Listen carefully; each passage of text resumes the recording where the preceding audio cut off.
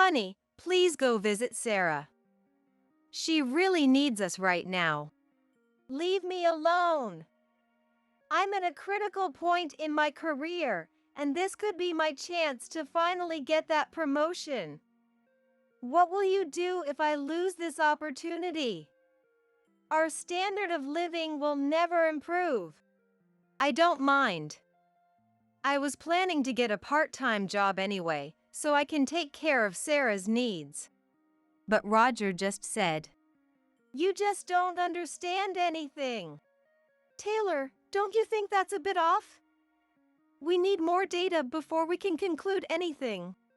So, what should we do? I asked, and both of them looked stern.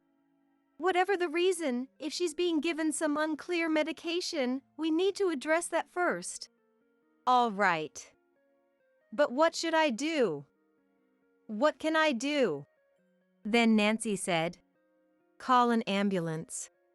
An ambulance? Please, Taylor.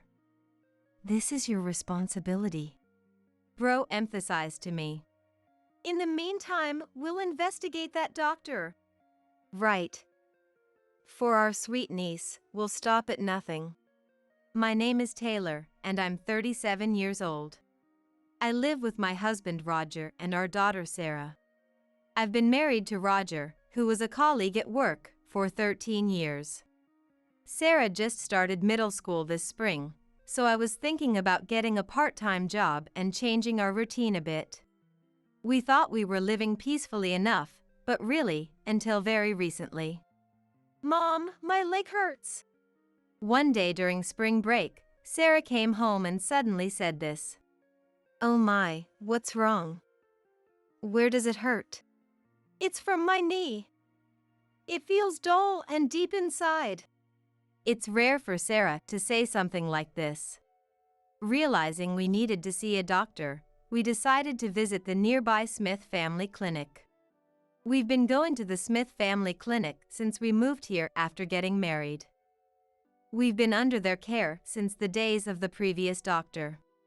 Now, the daughter of the previous doctor, Dr. Charlene, is the head of the clinic, looking after the health of the townspeople. We are one of those families. When Dr. Charlene saw Sarah's condition, her expression clouded. Is something wrong? I asked. Well, let's take an X-ray to be sure. She suggested. Sarah looked at me anxiously. It's going to be okay, I said, sending her off. And then, the results came back. This isn't good, Dr. Charlene said with a serious look. What do you mean by not good? We'll discuss it in detail later. But, I tilted my head and Dr. Charlene continued. She needs to be hospitalized for a while. When Sarah was admitted, I was called in alone and was told clearly. Sarah has osteosarcoma. This is a type of pediatric cancer. Osteosarcoma. Pediatric cancer. Hearing these words was enough to scare me. Osteosarcoma reminded me of a comic I once read, where the protagonist had it. I asked fearfully, does this mean she might need to have her leg amputated or something like that? In the comic, the protagonist was told that. No, I don't think it will come to that, but if we leave it untreated, it could become very serious. So, let's start treatment early. I had no choice but to trust Dr. Charlene's words.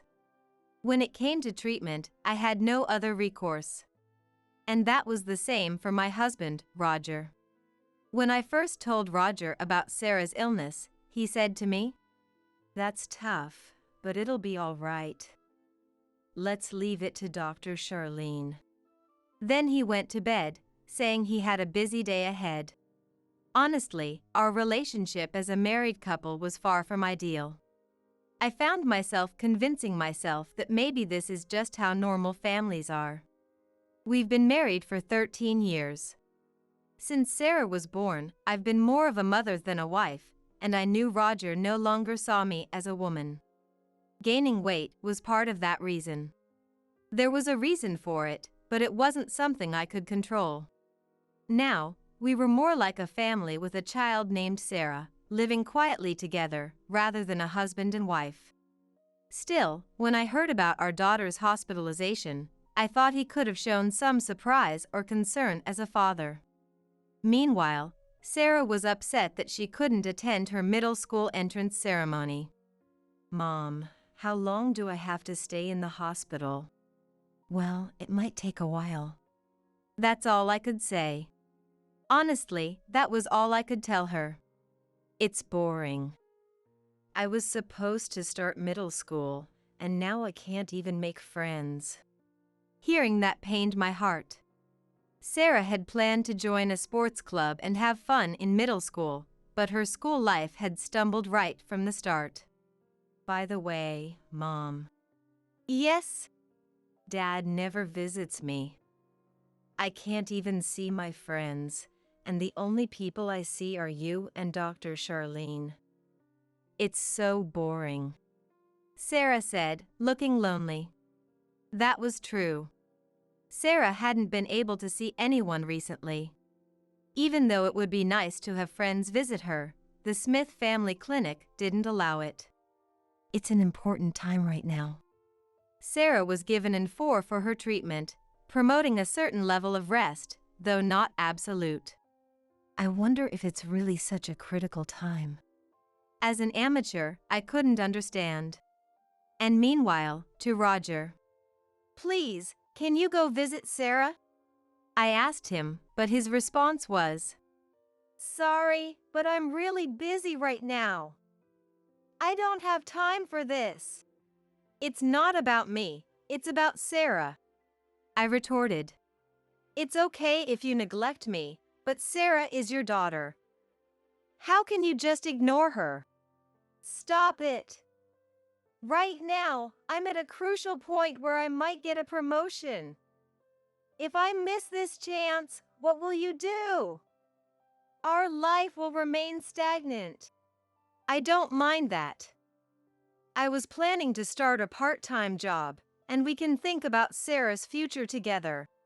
But Roger said, "You don't understand anything." Ending the conversation.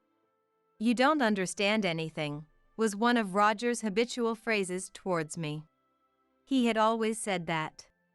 Our relationship had been shaky since we started dating at work, and his attitude shifted when I introduced him to my brother while considering marriage. I lost my parents in a car accident when I was in high school. Since then, my older brother Melville has been like a guardian to me. By the way, my brother is a veteran nurse. It had been his dream for a long time to become a strong male nurse who could handle jobs that might be difficult for female nurses. And his wife, my sister-in-law Nancy, is a little older than my brother. To outsiders, they might seem like an unusual couple, but I've always thought they were perfect for each other. And they truly look so happy together. I've always thought that having a marriage like theirs would be nice.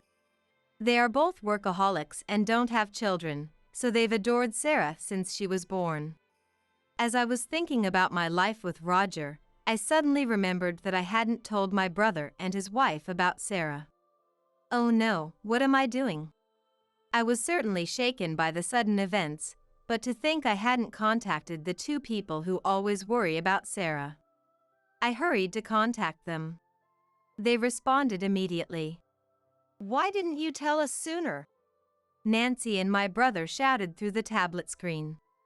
"Sorry, I was just so upset." "Well, that's understandable. By the way, is it true that Sarah has pediatric cancer, osteosarcoma? Is she really all right at that clinic?" Nancy tilted her head. "What do you mean? First of all, was the diagnosis made just from an X-ray?" "Sorry, I'm not well versed in this." I realized I had made a mistake as they exchanged glances. When they talk to each other, they can get quite technical, but I'm just a layperson. I tend to forget that sometimes. "Oh, sorry. So, what are they doing for her now?" She's hospitalized and getting daily for drips. They said this time is critical. They exchanged worried looks again. Taylor, that sounds a bit strange. What's strange about it? I'm sorry, but just hearing about it, that method seems medically unsound. Is that so? I tilted my head. To diagnose pediatric cancer or osteosarcoma, you need more than just that. What about blood tests? CT scans? You need various data to make such a diagnosis. My brother chimed in, agreeing. And to hospitalize her immediately and start treatment like that. It seems too off to me. So, what should we do? When I asked, my brother's expression turned stern. First of all, you should stop that treatment immediately. Yes, without a proper diagnosis, you can't administer the right medication. Doing something based on such a diagnosis is strange. Now that you mention it, that might be true. And even if the diagnosis of pediatric cancer is correct, treating her at your local clinic is absurd. My local clinic. Now that you mention it, that's right. There are general hospitals around here, right? Even our place, when dealing with pediatrics, you need proper treatment. You can't just handle it at a clinic. She should be taken to a general hospital. Ah, now that you mention it. Indeed, that's true. What was I thinking? When Sarah was born, wasn't it the same?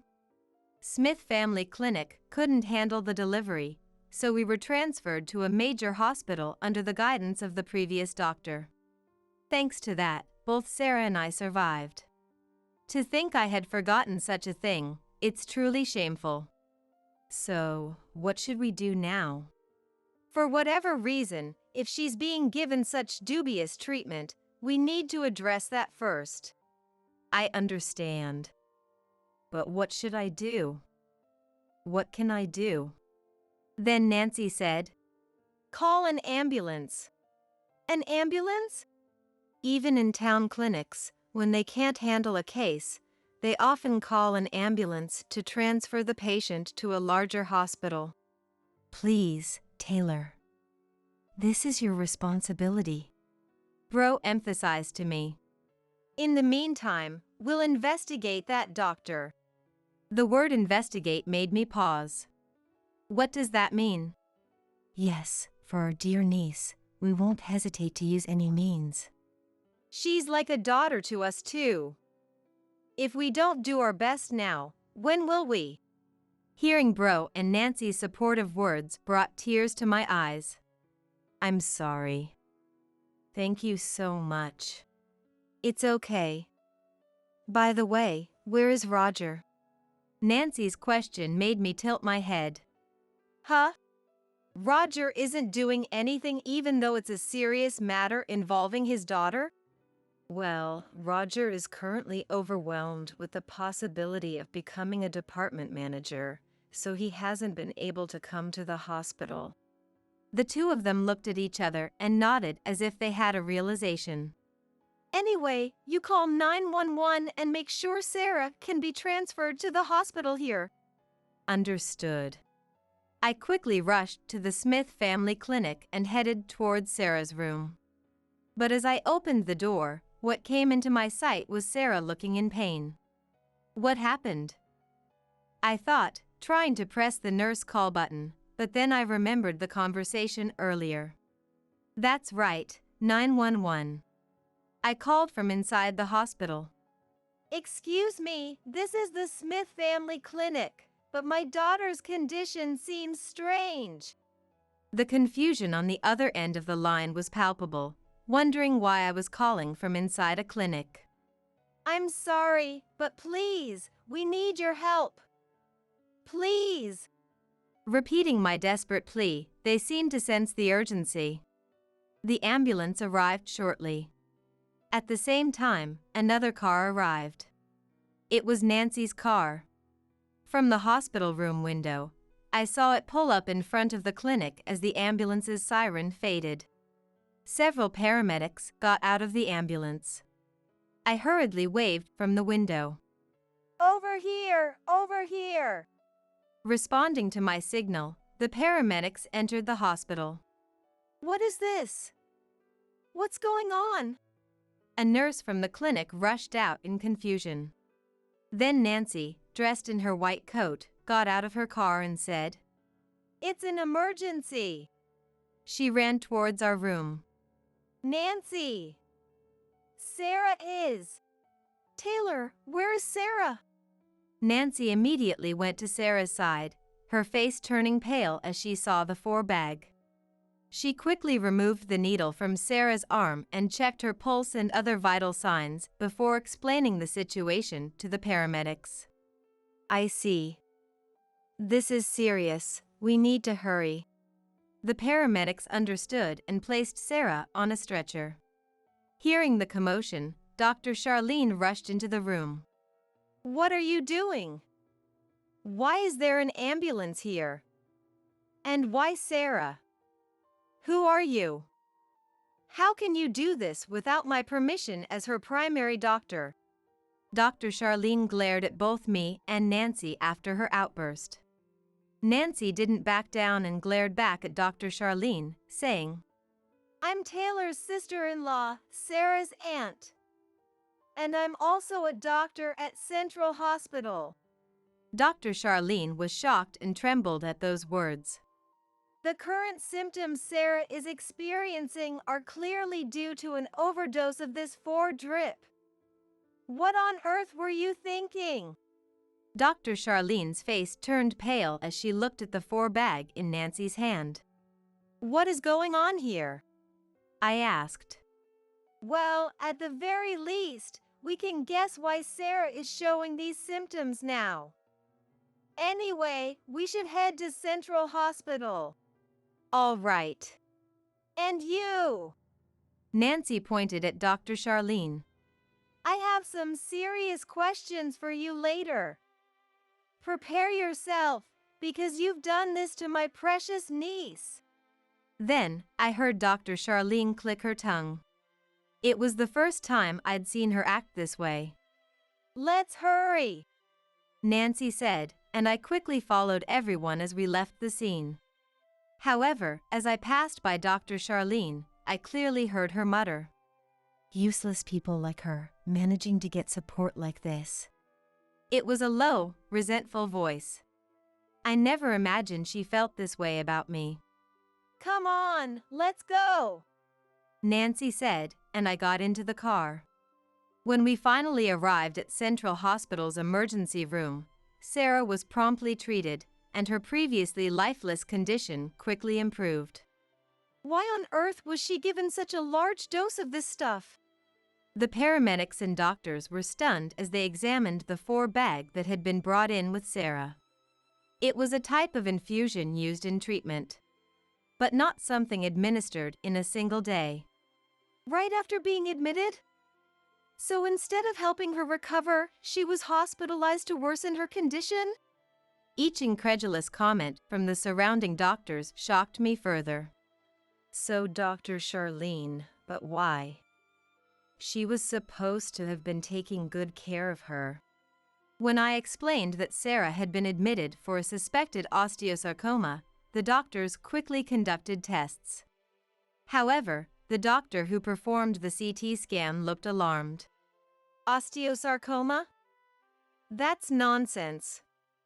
This is just arthritis. Ridiculous.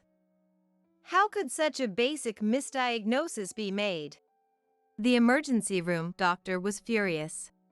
"Is it really that simple to distinguish between the two?" I wondered in amazement. "No, it's not that straightforward. It's impossible for a layperson to judge." Dr. Charlene must have used that to deceive me. "Anyway, we have a private room available in our hospital, so let's monitor her closely until she recovers." When Bro said this, "A private room?" I was surprised. "It's okay. It's available now, and will cover the costs." I had my concerns, but Sarah's life was more important. That night, I set up a cot in the private room to stay with Sarah. Thanks to the treatment, Sarah regained consciousness and was frightened, wanting me to stay with her. I resolved to stay by her side, not knowing what might happen next. Later that night, it was after Sarah had fallen asleep. As I began to drift off, I heard footsteps in the hallway outside. I immediately woke up but pretended to be asleep. Then, I heard the door to the room open. Someone was approaching quietly. I thought I could finally do something for that person. It was Dr. Charlene's voice. If it comes to this. I heard the sound of rummaging through a bag. Then she took out a small vial and a syringe. I readied myself to act and watched closely. Dr. Charlene opened the vial and drew some liquid into the syringe. Then, as Dr. Charlene tried to grab Sarah's arm. What are you doing?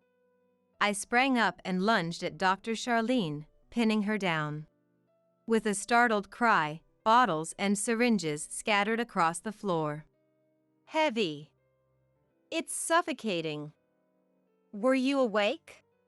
I'm not just awake. Get off me, you're too heavy. My weight was almost 1.5 times that of Dr. Charlene, if not double.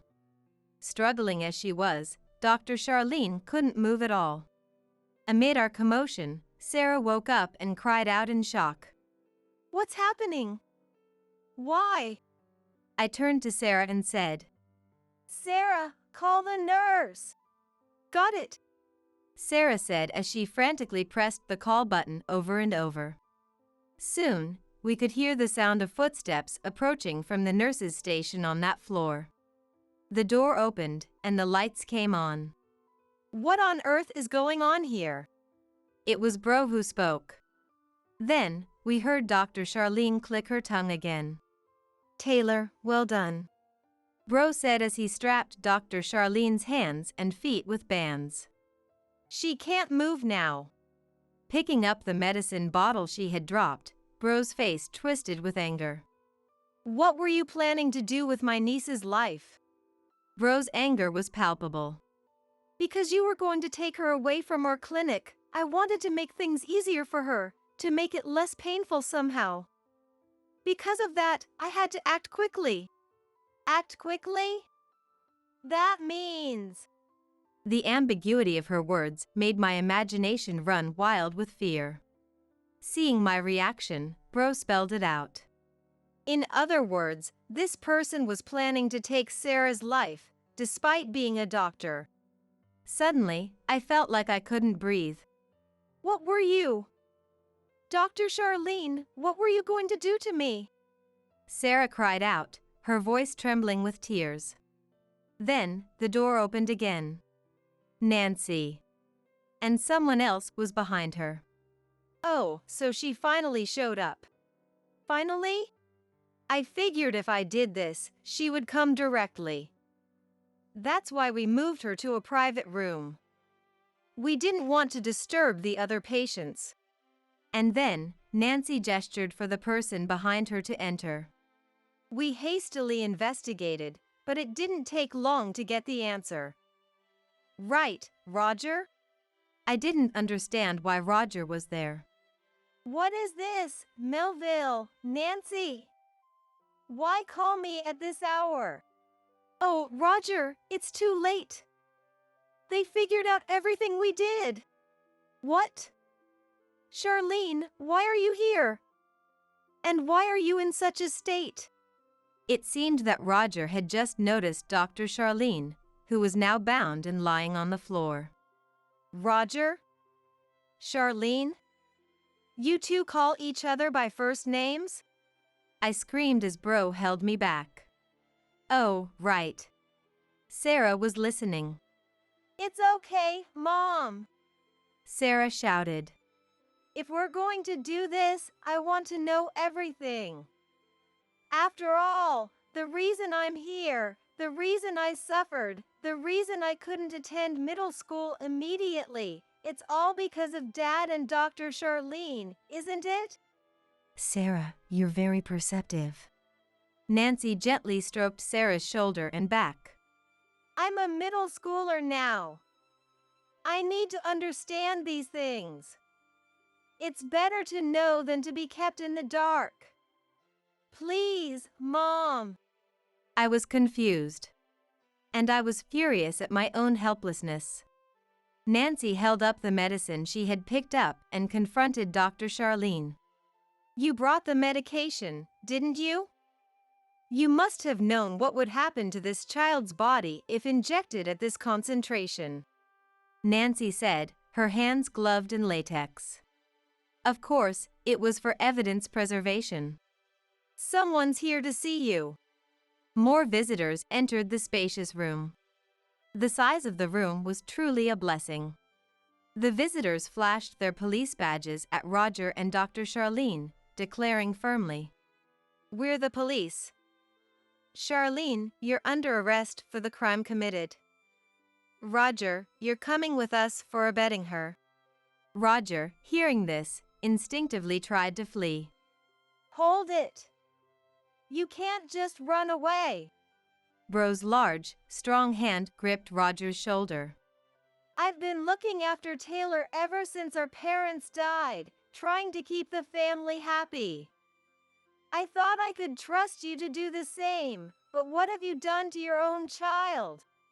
Bro shouted as Nancy brought another person into the room. "Yes, we were asked to expedite the investigation at top speed. It took some days, but we finally uncovered the truth. This man has been embezzling quite a bit from his company." "Embezzlement?" I blurted out, and Roger averted his gaze. "Yes, they're from a detective agency. They were hired to investigate urgently. But Roger was about to become a manager. He was always busy and rarely came home, not even visiting our child in the hospital." The detective continued calmly. "Actually, it was the opposite. He was supposed to become a manager, but the promotion was put on hold once suspicions of embezzlement arose."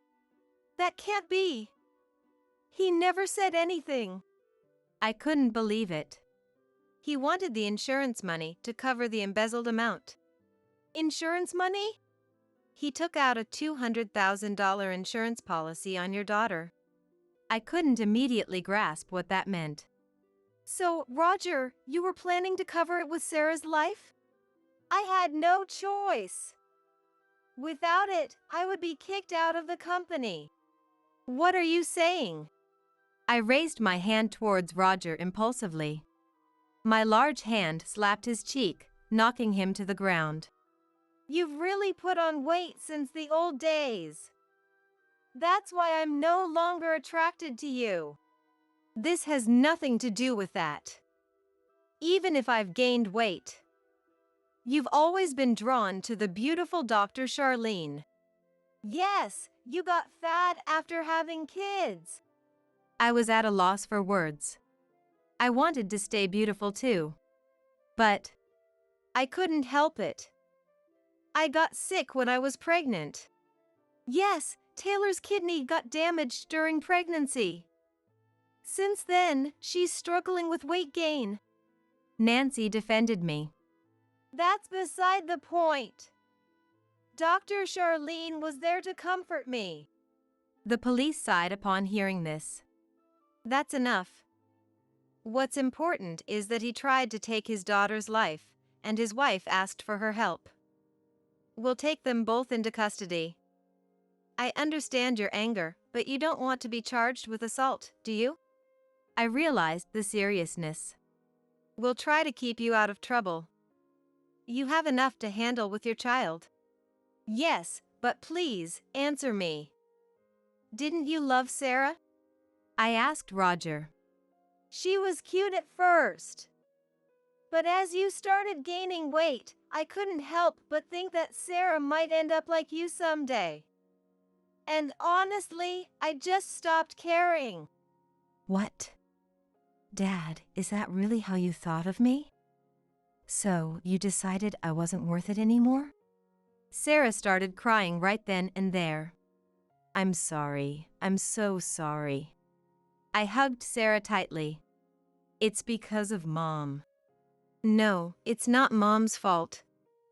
Mom has always done what's best for me. Even a middle schooler can see that. Dad just wants to blame everything on Mom for what he did. I don't even want to call him Dad anymore. He can do whatever he wants. Yes, that's for the best. Nancy agreed. And you were the director of the Smith Family Clinic, weren't you? For a healthcare professional to do something like this, even if it was an attempt, you can never return to this industry. You've thrown away your entire career for this man? You wouldn't understand. Dr. Charlene spat out the words bitterly. I worked so hard to take over this clinic. But Roger was the only one who saw me as a woman. Do you understand that feeling? Of course not. I'm not you. I put in a lot of effort. Unlike you. I really tried to approach this person. Bro nodded at Nancy. Then, Dr. Charlene groaned and fainted on the spot. Nancy checked her pulse and condition. She's okay, she assured us, and had her taken away by the police. Then, I turned to Roger and unleashed my anger. I'll have the divorce papers prepared by the lawyer. You don't care about us anymore, do you? If you don't care, then don't ever get involved again. We'll be seeking compensation and child support through the divorce proceedings. I don't ever want to see you again, so pay it all at once. I never imagined I could say something like this so calmly. It must have been all the pent-up emotions inside me. Roger glared at me resentfully. But I wouldn't back down. Goodbye forever then. Those were my final words to Roger. Now, after that, the two of them were arrested and brought to trial. Because it was premeditated and involved an act intended to take a life, they were both sentenced to prison, even though it was an attempt. The Smith Family Clinic had to close due to Dr. Charlene's arrest. The previous director, despite his age, was writing referral letters for the current patients, which was quite a task. I truly apologize for everything. No, the former director has always been good to us. How did things end up like this? I said. Maybe my expectations were too high. The previous director said with a sad voice. I felt bad about receiving the compensation, but the former director made sure it was all paid. It will be hard for the two of you from now on. Since I'm closing the clinic, selling the equipment should bring in some money, he said kindly. Roger was also prosecuted. Since he wasn't the direct perpetrator but an instigator, he complained that a prison sentence was too harsh. Unfortunately, the law considers instigation a serious crime too. He was sentenced to prison as well. It was Roger's idea in the first place, and without him, Dr. Charlene might not have gone down that path. Then, the incident itself, being an attempted insurance murder of my daughter, made it into the local news. Because I was also a victim, it became difficult to continue living in the area. During such a time, Bro and Nancy suggested moving far away. You know, we've decided to go into rural healthcare for a while. I'm a doctor and Melville is a nurse. It's a perfect fit. We've been thinking about moving far away together for a while, but the timing just never worked out. So, why don't you come with us? They invited me. Maybe the incident made it hard for them to stay at the hospital. But they didn't mention it, which showed their kindness. So, I decided to take them up on their offer. After a while, we moved to another state. Even though it was rural, it was the kind of place where you could drive for an hour to get to a shopping mall. Basically, the town's clinic had no successor, and there was a period without a doctor. If you drove, you could reach a hospital, but having a local place you could rely on was important. Not everyone can drive, especially the elderly population. So, having a clinic within walking distance was greatly appreciated. Thinking about it, the Smith family clinic, the town's doctor, must have caused trouble for the community because of what Dr. Charlene did. When Bro and his wife settled in the new town's clinic, I was hired as an office worker. At first, they said they couldn't pay much because I lacked experience, but that didn't matter. After a work gap, I was just thankful to be able to do such a job part-time. With the divorce settlement money and child support, I could support my daughter. By the way, Sarah's health returned to normal, and she suddenly grew taller. Apparently, the arthritis was related to growing pains. I couldn't believe someone would exploit such a thing. Nowadays, she's thriving in sports in this sparsely populated area. I hope to live peacefully with Bro and his wife and my daughter as a new family from now on. I longed for a family. After a life of solitude, I thought I finally had one, but my days are filled with drudgery at their hands. Work till you drop dead. As I wither away, barely fed or rested, my husband adds insult to injury. In despair, I cry out, Someone, help me! My name is Lucy, a 29-year-old office worker. As my friends married off one by one and started popping out babies, my motivation kicked into high gear. After a desperate husband hunt, I tied the knot at 30. I wanted to get married in my 20s if I could, but I won't be greedy. I'm just grateful that someone married me, with my plain face and lack of redeeming qualities. My husband's name is John. He's not a fighter, as he decided to marry plain old me. John isn't an office worker, he helps out with his family's farm. They say farmers have a hard time finding wives, but I don't know if that's true or not. But apparently that was exactly the case for John, and he was so worried about not meeting anyone that he signed up for a marriage hunting website. Was it chance or fate that matched us? In any case, it was love at first sight, and we quickly started dating and got hitched. John is kind and dependable. If not for the farm, he'd have married much sooner. It's because he was a farmer that he was still single at 35 when he met me. I was moved, thinking that fate really does exist. But life isn't that sweet. Right after the wedding, I learned why John couldn't get married. Quit your job and help with the farm. These are the words he said just 3 days into our marriage. What are you saying? You said I could keep working after we got married. I said you could keep working, but not at your current company. What a selfish way of putting it. To me, stunned, John says, My parents are getting old and don't have the energy. Farming is too much for me alone. Aren't married couples supposed to help each other? Lucy, help me out here. John looked exhausted as he said it. I felt sorry for him, but I was torn, still attached to my job. But John was relentless. If you won't do farm work, then divorce is the only option. Faced with that, panicked me had already lost. I hate the thought of divorce within a month of marriage after finally finding someone. I made up my mind to quit my job. I was incredibly attached to that job. I loved it and wanted to keep at it. But family comes before work, I figured. There's a reason I feel that way. I never had a family of my own. The fact that I exist in this world means I must have parents, but by the time I came to understand things, they were already gone, and I was being raised in an orphanage. According to the staff, my mother apparently passed away from illness right after I was born. My father was still young and couldn't muster the resolve to raise me on his own. My parents had no relatives, so the moment my father abandoned me, my path to the orphanage was set. That's why I don't have a family.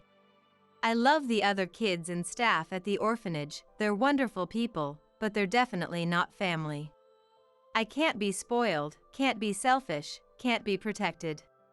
I didn't have the environment that a real family would provide. My father would occasionally visit me at the orphanage, but only about once a year. It's a lot to ask a child to understand that this is their father, and he didn't know how to interact with me either. Despite our blood connection, we could never become a family. Maybe that's why I have an extraordinary longing for a family. And yet, the reason I couldn't get married until 30 was because I was desperate just to survive. Also, because I enjoyed my job. And now, I finally had a family. I figured it was better to let go of my job than to let go of that. I suppose my choice was already a mistake at that point. Before I knew it, time flew by. Years and years of non-stop work for 15 years. Before I knew it, I was being worked like a slave over and over again. The once kind John has retreated into the shadows, now transformed into a tyrant. The same goes for my parents-in-law. They work me like a slave. This is how my day goes. I wake up before sunrise and first prepare breakfast for the family. I immediately go to the fields to check on the crops. If there are problems, I deal with them. Even if there aren't, I patrol the vast fields alone. By the time I finish making my rounds, the sun has fully risen. Then I return home for a bit to clean up the dishes from the family's finished breakfast. I silently eat a single piece of bread, plain. Coffee and milk are strictly prohibited. I'm only allowed a single small glass of water. Then I immediately clean the house and prepare lunch. Once that's done, I maintain the farming equipment and check stock of necessary items like fertilizer. Then I check shipping arrangements with the agricultural cooperative and the prices with wholesalers for crops we've delivered. Then I check returned products and sales. There's just so much checking. By the time that's done, it's evening. I go to the fields one more time to check on things, then return home. When harvest season comes, harvesting work gets incorporated into this schedule too. And depending on the season, various other processes like sowing seeds and tending to the soil come into play. And then, once that's done, I go back to the house again to prepare dinner. After that, I clean the bath and the house. I clean up the dishes after the family finishes eating. There's no lunch, and dinner is just a cup of soup and some pickles. And still, only one glass of water. After that, I compile the income and expenditure calculations and necessary expenses into documents and submit them. I submit them to John and my parents-in-law. This is the first time John and my parents-in-law make an appearance, and you might wonder what in the world they're doing from morning to night. The answer is nothing. My parents-in-law, who were in their 60s when we first got married, are now in their late 70s. They had that tendency from the start, but now they say they're too old and it's physically taxing, so they hardly do any farm work. I haven't seen my parents-in-law go to the fields in the past few years. As for John, he's been living thoroughly lazy days. In the beginning, he taught me the ins and outs of farming, but once he finished teaching me everything, he declared, "Well then, I'll leave the rest to you." After that, John barely helped out at all. I'm essentially working alone. After I've been on the move from morning to night, finishing both housework and farm work, my parents-in-law take the documents I hand over and yell, "Your work is too slow." John also looks at the documents and, "What the hell is this? Don't go increasing unnecessary expenses." He scatters the papers at me. "But this fertilizer is essential for this time of year. You could cut costs more, you incompetent fool." 15 years ago, both John and my parents-in-law were doing farm work. Their sense of time is stuck in that era. It's been 15 years, and with the impact of recent social conditions, the skyrocketing of fertilizer prices won't stop. No matter how much I appeal this, it doesn't get through to them, and they say, "It's because you're incompetent," refusing to even try to understand. As a result, I'm told, "There's no need to buy clothes for you. Keep wearing old clothes. Don't eat extravagant meals. 2 meals of bread and soup are enough for you. Work for the family. If you slack off, this family will fall apart." and my meals are reduced to twice a day, just sliced bread and a cup of soup. I'm not allowed to take baths, and I just wipe myself with a wet towel every day. It's still fine in the summer. But in the winter, I've lost count of how many times I've gotten sick from that. However, no matter how poor my health gets, even if I'm running a high fever, I'm not allowed to rest. If you rest, our income will dry up. Are you trying to drive our family to ruin? John's yelling just echoes, and not once am I offered any words of concern for my well-being. Cold eyes, cold words, cold attitude, all of it conveys that both my parents-in-law and John see me as nothing more than a slave. In such a horrible environment, why don't I run away? I ask myself, but I can't find an answer. I can tell my own thoughts aren't working properly anymore. I'm surely numb. I know I should run. But the one time I brought up divorce, that was the only time John transformed. "Don't abandon us, Lucy. Without you, we're finished." Saying that, John's eyes welled up with tears. The family I sought and always wanted. Having finally obtained it, I couldn't bear to let it go, and at that point, I abandoned the option of running away. Call me foolish, I can't help it. I don't expect anyone to understand my feelings. I just want to protect my family, that's all. Unfortunately, at 45, I can no longer hope for children, but John and my parents-in-law are still going strong. And I have the crops that will respond if I work hard. The fact that I think this way probably means I'm already broken. I don't feel anything anymore, no matter what I'm told, no matter what I'm blamed for, even if I see my family living their lazy days. Every day, I just repeated the same things like a robot. But after 15 years of marriage, even I, in a state like brainwashing, finally realized. This situation is bizarre. I shut myself in my room after finishing a day's work. I can hear John's raucous laughter from the living room, and my parents-in-law yelling, "Make us a late-night snack." I feel I must obey my parents-in-law's orders, but my body won't move. There's a mirror in front of me. I haven't worn makeup in ages, but the vanity I've had since I got married reflects my face. In it, I see a version of myself that looks elderly. I gently place a hand on the mirror. "Who is this?" This is me. It's unmistakably me. Every day I was exposed to the sun's rays and made to work even in heavy rain. Working non-stop from early morning to late at night, I couldn't have nutritious meals. In that state, there's no way I could maintain a youthful appearance. Gently running my fingers through my hair, I find clumps of it falling out.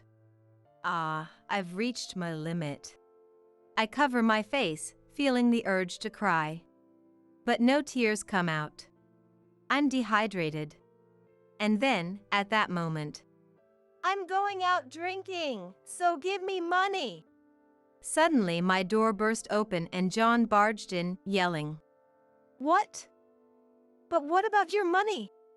"Obviously, I used it all up ages ago. Just shut up and hand it over." "Where's your wallet?" "That's for tomorrow's shopping." "You're just gonna waste it anyway, right? Better to not have it so you can save properly." "I'll use it for you."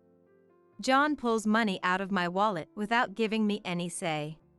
I'm so thin and weak now, there's no way I could stop him. "Oh right, I want champagne tomorrow, so have it ready." Even after snatching money from my wallet, John still makes his usual extravagant demands. Where does he expect me to get money from? I'm at my limit. My muttered words don't reach John, and he leaves laughing. Maybe I should just leave this house. As soon as I think that, my unsteady body starts to move. Before I know it, I'm outside, and I've walked to the bustling city center.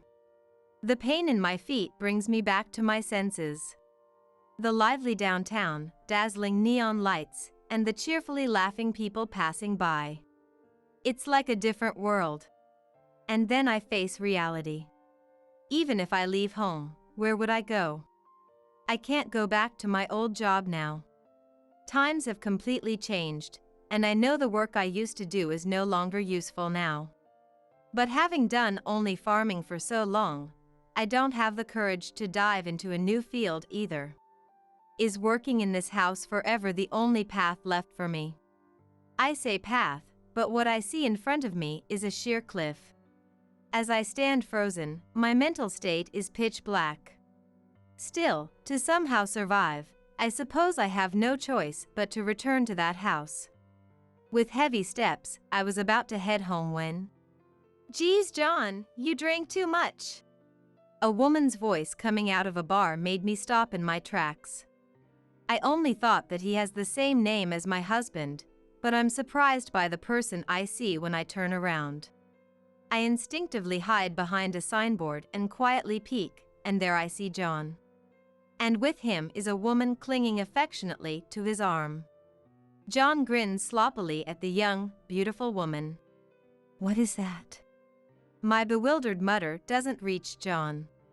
The two don't notice me and start walking, so I hurriedly follow after them. I keep my distance so as not to be spotted and secretly tail them. The pleasantly drunk pair enters a hotel without hesitation. It's not the kind of hotel you stay at for a trip. It's a hotel for grown men and women. They must be used to coming here. The two enter without any hesitation, and I can only watch them go. What is this? Before I know it, tears are rolling down my cheeks.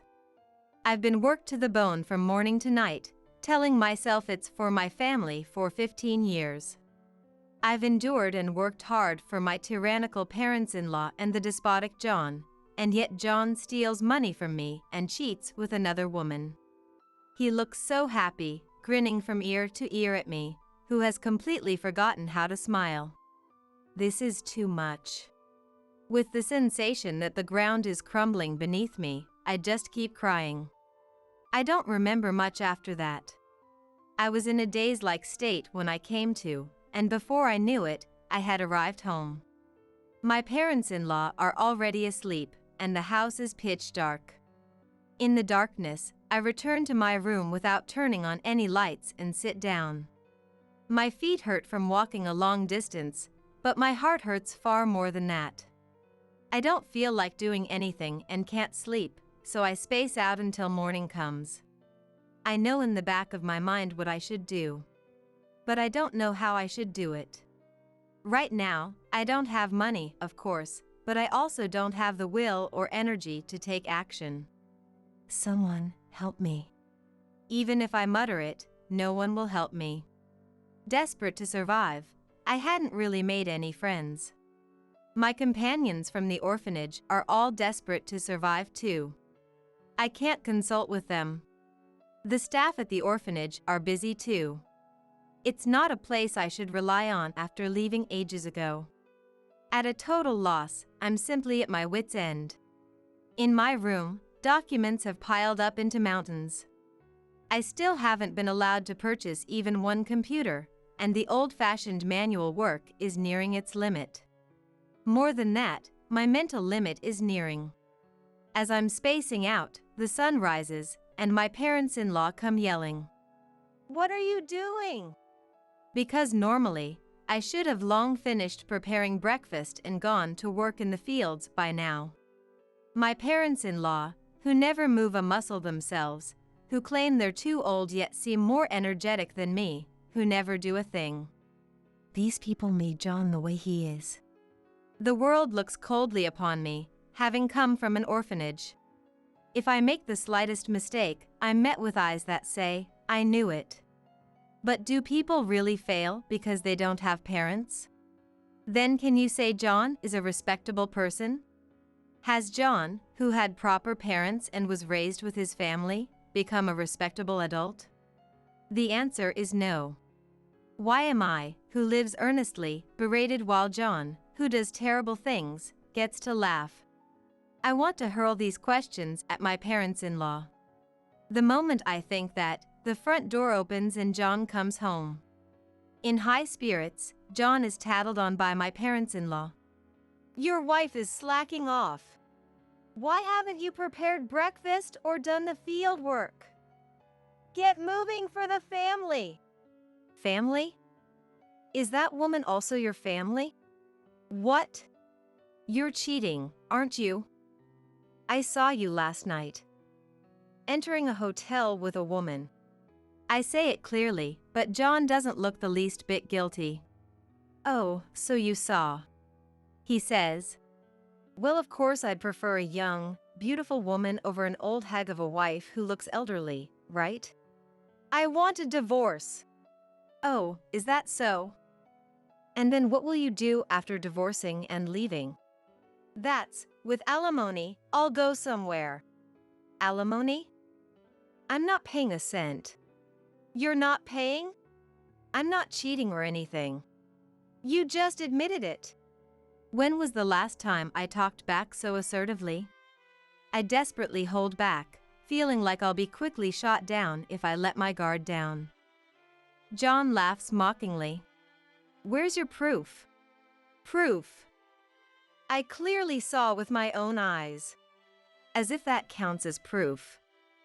Without photos or obvious evidence that anyone can see, don't think you'll get any alimony. That's... Not only that, this would be a divorce based on your own selfish reasons, so I'd be the one getting alimony from you. What? I can tell my face has gone pale. I can't accept it, I think it's unreasonable. But what John is saying makes sense too. No matter how skilled a lawyer I hire, without proof, I can't substantiate John's cheating and can't claim alimony. If that happens, I'll be kicked out penniless and instantly be living on the streets. I had no knowledge of splitting marital assets at this time, so I could only envision the worst future. That's awful. If you don't like it, get out. If you're not leaving, do the housework properly. Be grateful I'm letting you stay. John pauses there for a moment. With a defiant smile. You work until your very last breath for our family. Saying that, he left the room with my parents-in-law. Until the end. All I can do is mutter to myself. The meaning of the end is clear. Until my life runs out. Is my life going to remain that of a slave? Tears that should have dried up start flowing again. The tears flowing from my emaciated, horrible state seem to chip away at my life. How could this be? How could this be? I cry out. I cry and cry, but still, the current situation doesn't change. Even when my tears dry up and I'm in a daze, my world still doesn't change. Should I just disappear somewhere like this? Rather than being worked to the bone until the very end, I might as well.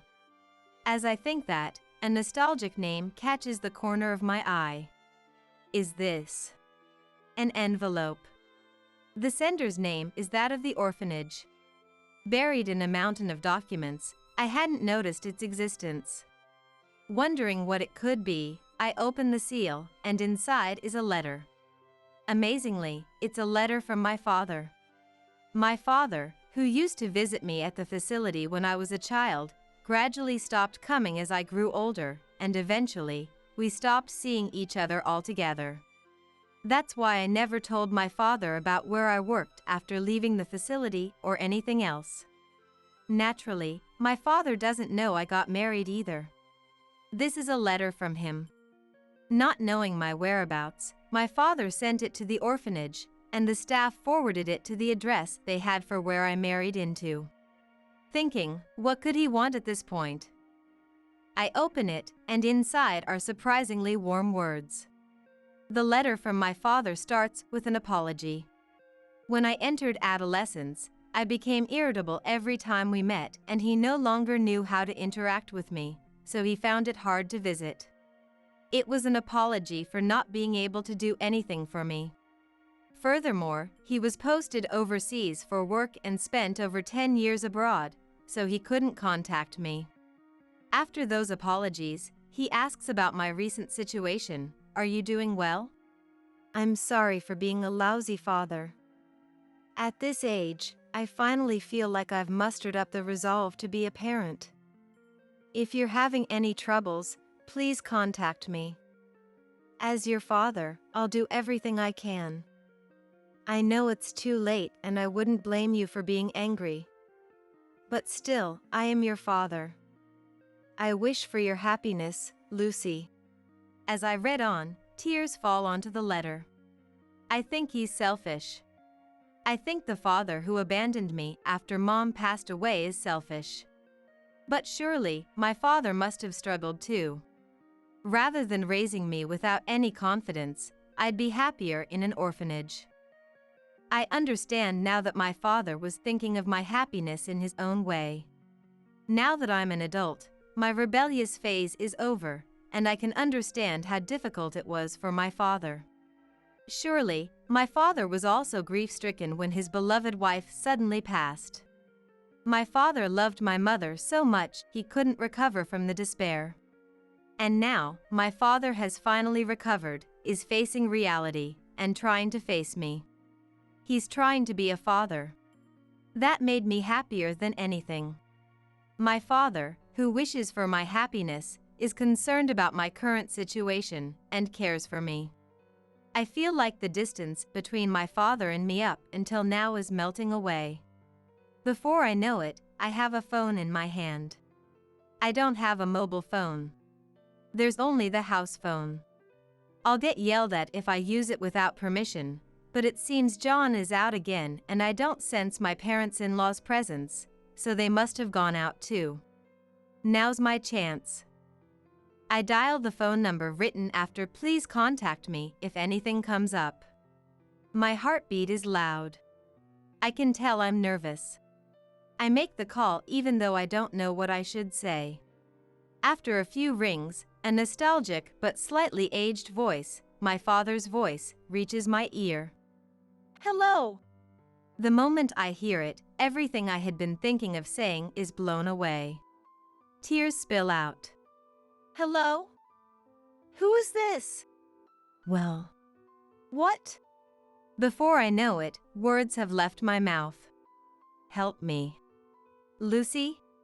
I didn't say my name. The last time I met my father was around the end of middle school, I think. My voice should have completely changed now that I'm an adult, but my father remembered. He noticed. Dad. Lucy. It is you. What's wrong? Dad, please, help me. Skipping over greetings like long time no see, and everything else, I yell. I yell and break down crying. Please, Dad, help me. John and my parents-in-law returned home late that night. The three of them were quite drunk, so they must have been out drinking, making me work while they live the high life. But they better be prepared, because their reign is about to end. Half a month after the phone call with my father. Sooner than I expected, my father contacts me.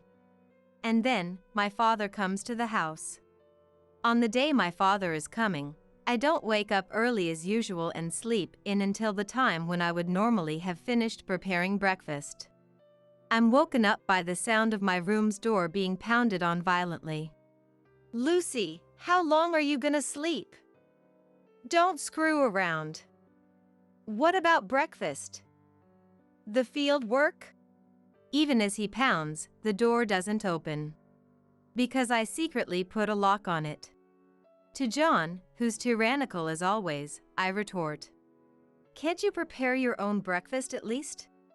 How refreshing that moment is. I finally talk back with the retorts I've been holding back all this time. But John, not backing down, shoots back.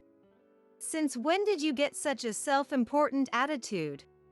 My parents-in-law, who are probably beside John, also say, If you don't want to be kicked out, hurry it up. with their usual self-important attitude. If you keep living such lazy days, you'll go senile.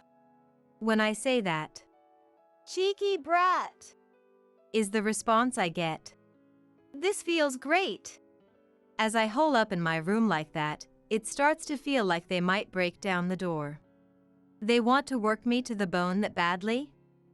They hate moving themselves that much? I'm amazed. But just as I thought the door might seriously be reaching its limit, the doorbell rang, signaling a visitor. Inside the house, John and my parents-in-law are tyrants, but it would look bad if people found out they were bullying their daughter-in-law. Especially in the countryside, where many of the neighbors are also farmers.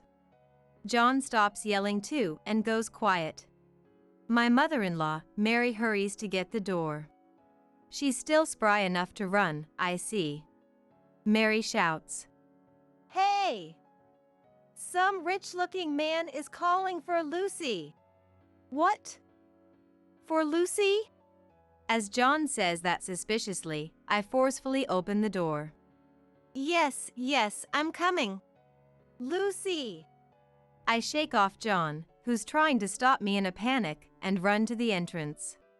Where did I, malnourished and emaciated, get that kind of strength, you ask? It's an adrenaline rush. And I'm light because I'm so thin. Dodging John's hands, I headed for the entrance. Dad! There stood my father. Actually, I've met with my father several times since that phone call. Because John and my parents-in-law never come around during farm work. It's easy to secretly make time to meet. I got yelled at for not being able to do my share of the work, but John and my parents-in-law don't know I've been meeting my father. What? Your father? John, who chased after me to the entrance at the sound of my voice, widens his eyes. That's right. I answer and turn back to John. Let me introduce you. This is my birth father. Nice to meet you. Thank you for always taking care of my daughter. What? Oh, you're welcome. I told John when we first met that my father is alive, but we've become estranged. John must have completely forgotten about the existence of my father, whom I haven't seen once in the past 15 years. And now he's suddenly appeared right in front of him. It's no wonder he's surprised. But why is Lucy's father here all of a sudden? It's not sudden. We've been in contact many times. With this mobile phone. What? When did you get a mobile phone? Dad gave it to me. That's right. As soon as I reunited with my father, he got me a mobile phone. He said he would pay for it too, so I gratefully accepted his offer. Thanks to that, I could contact him without John or my parents-in-law getting suspicious, and we could meet frequently. What? When did that happen? John, was it? You're Lucy's husband? Yes. You're quite the stutterer, John. But it's understandable. My father, dressed impeccably in a suit, has a dignified air about him. He exudes the aura of someone who's climbed the corporate ladder and become an executive. And? John freezes at my father's question. What? What do you mean, and? Why is my daughter so terribly emaciated? John is surprised by that question. Of course he is. We rarely run into neighbors in the countryside, but when we do, they worry about how skinny I've become. And how much I've aged. John and my parents-in-law brushed it off to acquaintances, saying it's her constitution, but... It seems Lucy has a constitution that makes it hard for her to gain weight. He seems to intend to get away with the same excuse. But that's naive. Is there any constitution that makes someone this emaciated? A thunderous rebuke. At my father's rebuke, John's legs give out and he falls on his behind. It certainly is intimidating. No matter how you look at it, this level of skinniness must mean there's some health problem. Don't you think to have my daughter see a doctor? We've been busy. You can only be busy if you're alive. What do you think my daughter is? I'm sorry. John can act tough against weak me, but he's awfully meek against someone stronger than him. My eyes are cold as I watch John turn pale. By the way, I could hear you screaming at my daughter to make breakfast and do farm work. What was that about? Next, my father glares at my pale-faced parents-in-law. Our son's wife, your daughter, is always thinking of slacking off. I've had a chance to tour your fields a few times, but was I imagining that my daughter was the only one out there? Tour? When did you? Is there a problem with a parent observing their daughter's workplace? No, well, is there? No. Even my parents-in-law are getting pushed back by my father's forcefulness. In my mind, I'm giving my father a standing ovation. Amazing. Dad, you're wonderful. I want to do that too. I had been completely weakened by 15 years of brainwashing, but I've become quite energetic since reuniting with my father. I'm still emaciated, but since my father started treating me to meals and I began getting proper nutrition, I can think clearly. So I can't just leave everything to my father. Or rather, I want to speak up like him. Dad, Lucy, here's what we discussed. Thank you. As if remembering, my father hands me a thick envelope. There's so much here. Reading it all would be. As I'm bewildered. You only need the top 3 pages or so, he says, putting me at ease. I take them out, give them a once-over, and a defiant smile spreads across my face. I look up from the documents at John's face. What is it? To the perplexed John, I lift my hair and flash a smile. Behold, this supple hair. My hair that had been falling out like crazy from malnutrition is now supple and beautiful like it once was. It may be difficult to get it back to how it was in my youth due to my age, though. Still, it's on a different level from my hair quality just a little while ago. And so, having fully appreciated the beauty of my hair, I show John the documents. My father is an executive at a large company and has quite a few connections. One of them is with a detective agency, and he had them investigate your conduct. What? Yes, let's take a look here. Can't you see it? Has all that fooling around made your eyesight go bad? What did you say? I, who has good eyesight from continuous farm work, will show you. This here is the results report on your infidelity investigation, supervised by the detective agency. What? You can't understand just from a few long words lined up? No way. In other words, this is proof of your cheating. What? You can stop saying that.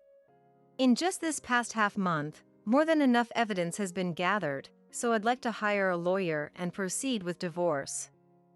Any objections? Major objection. I'm not getting divorced. Why? If we get divorced, I won't be able to live like this having fun. Stop having fun and work. 15 years. It's been 15 years. 15 years since we got married, and I've endured through it all. No matter what was said to me, I endured and endured, enough to explode many times over. The anger I unleash as a result must make for a terrifyingly demon-like expression. In fact, John's face has gone pale just from looking at me. It's nothing compared to earlier when he went pale at my father's rebuke. Now, Lucy, are you saying you're going to abandon us old folks? Were you that cold of a daughter-in-law? Oh my, Mary. If you're calling me cold, then just how cold are you all for working your daughter-in-law to the bone? Antarctic level? Arctic level? Which one is it? Well, Antarctica and the Arctic are just as cold, aren't they? Wrong. Antarctica is colder. So if I'm Arctic level cold, that means you people are Antarctic level cold, doesn't it? That's such a complicated analogy. If you don't get it, don't laze around. Work and study. If I work, will I understand the difference between Antarctica and the Arctic? Okay, enough about Antarctica and the Arctic already. You're the one who brought it up, Lucy. I cut off the conversation, saying I've had enough of the analogy. And then, I turned back to John again.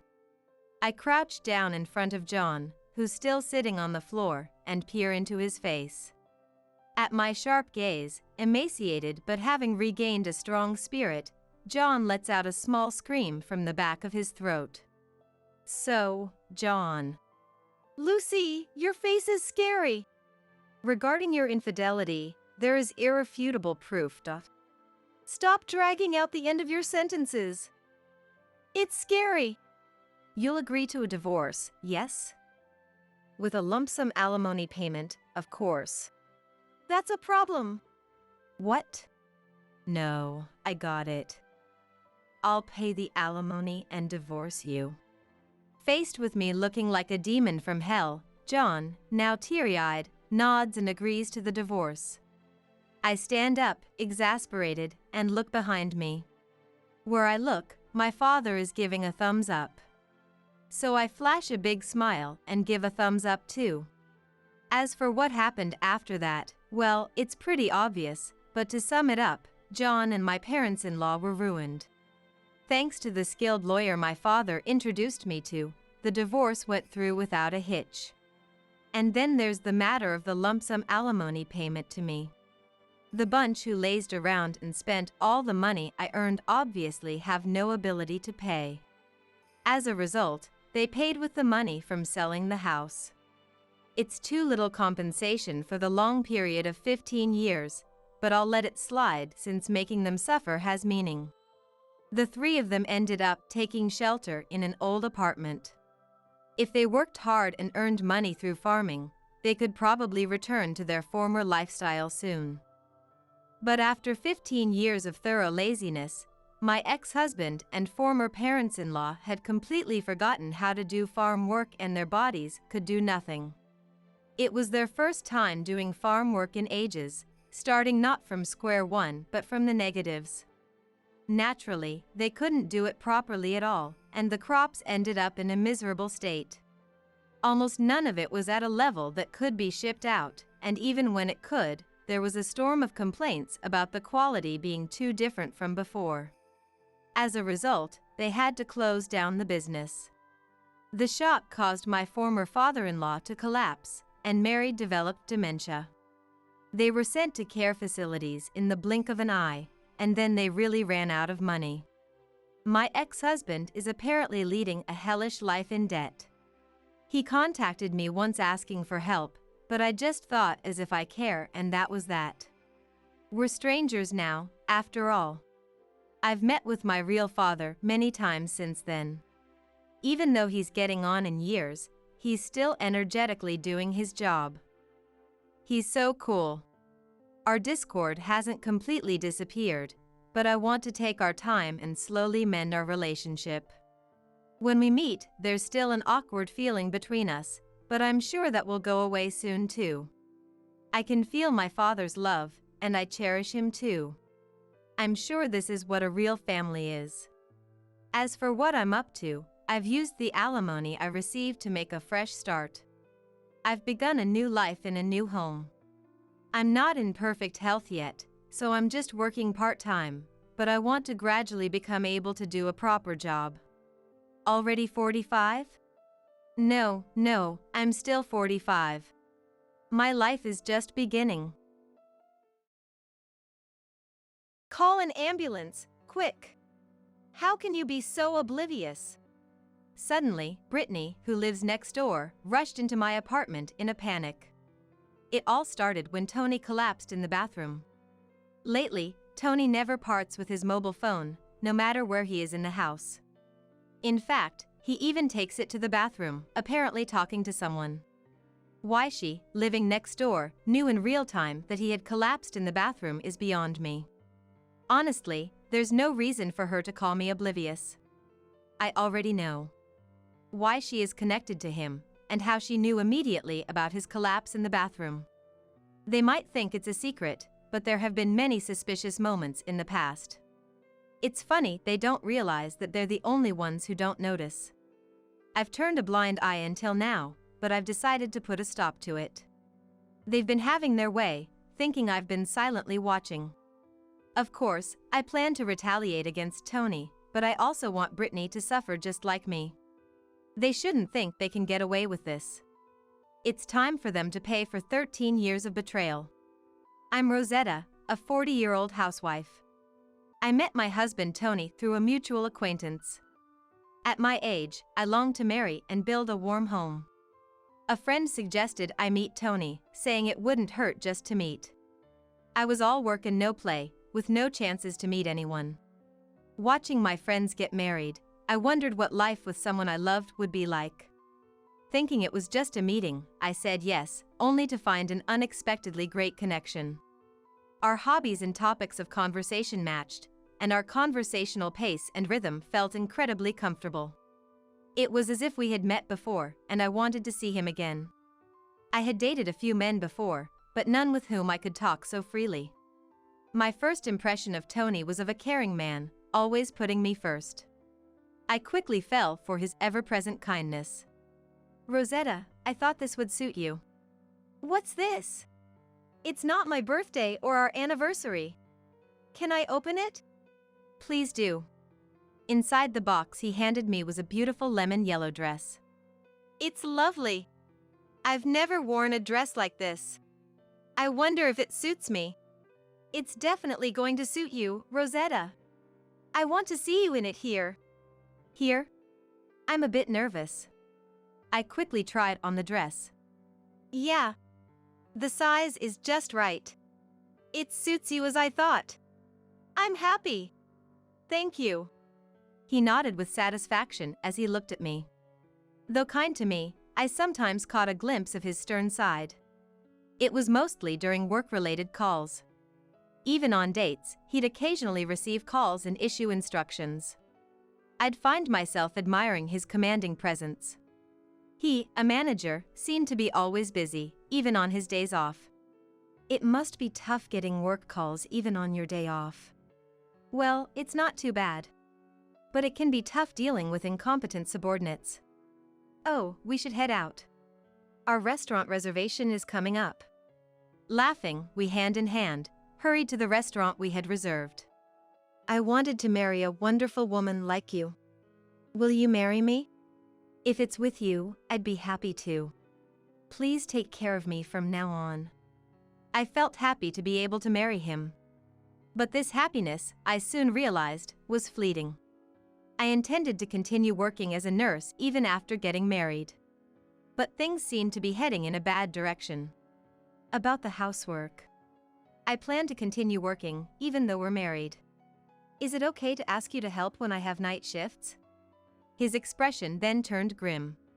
You intend to continue working? Yes, is that a problem?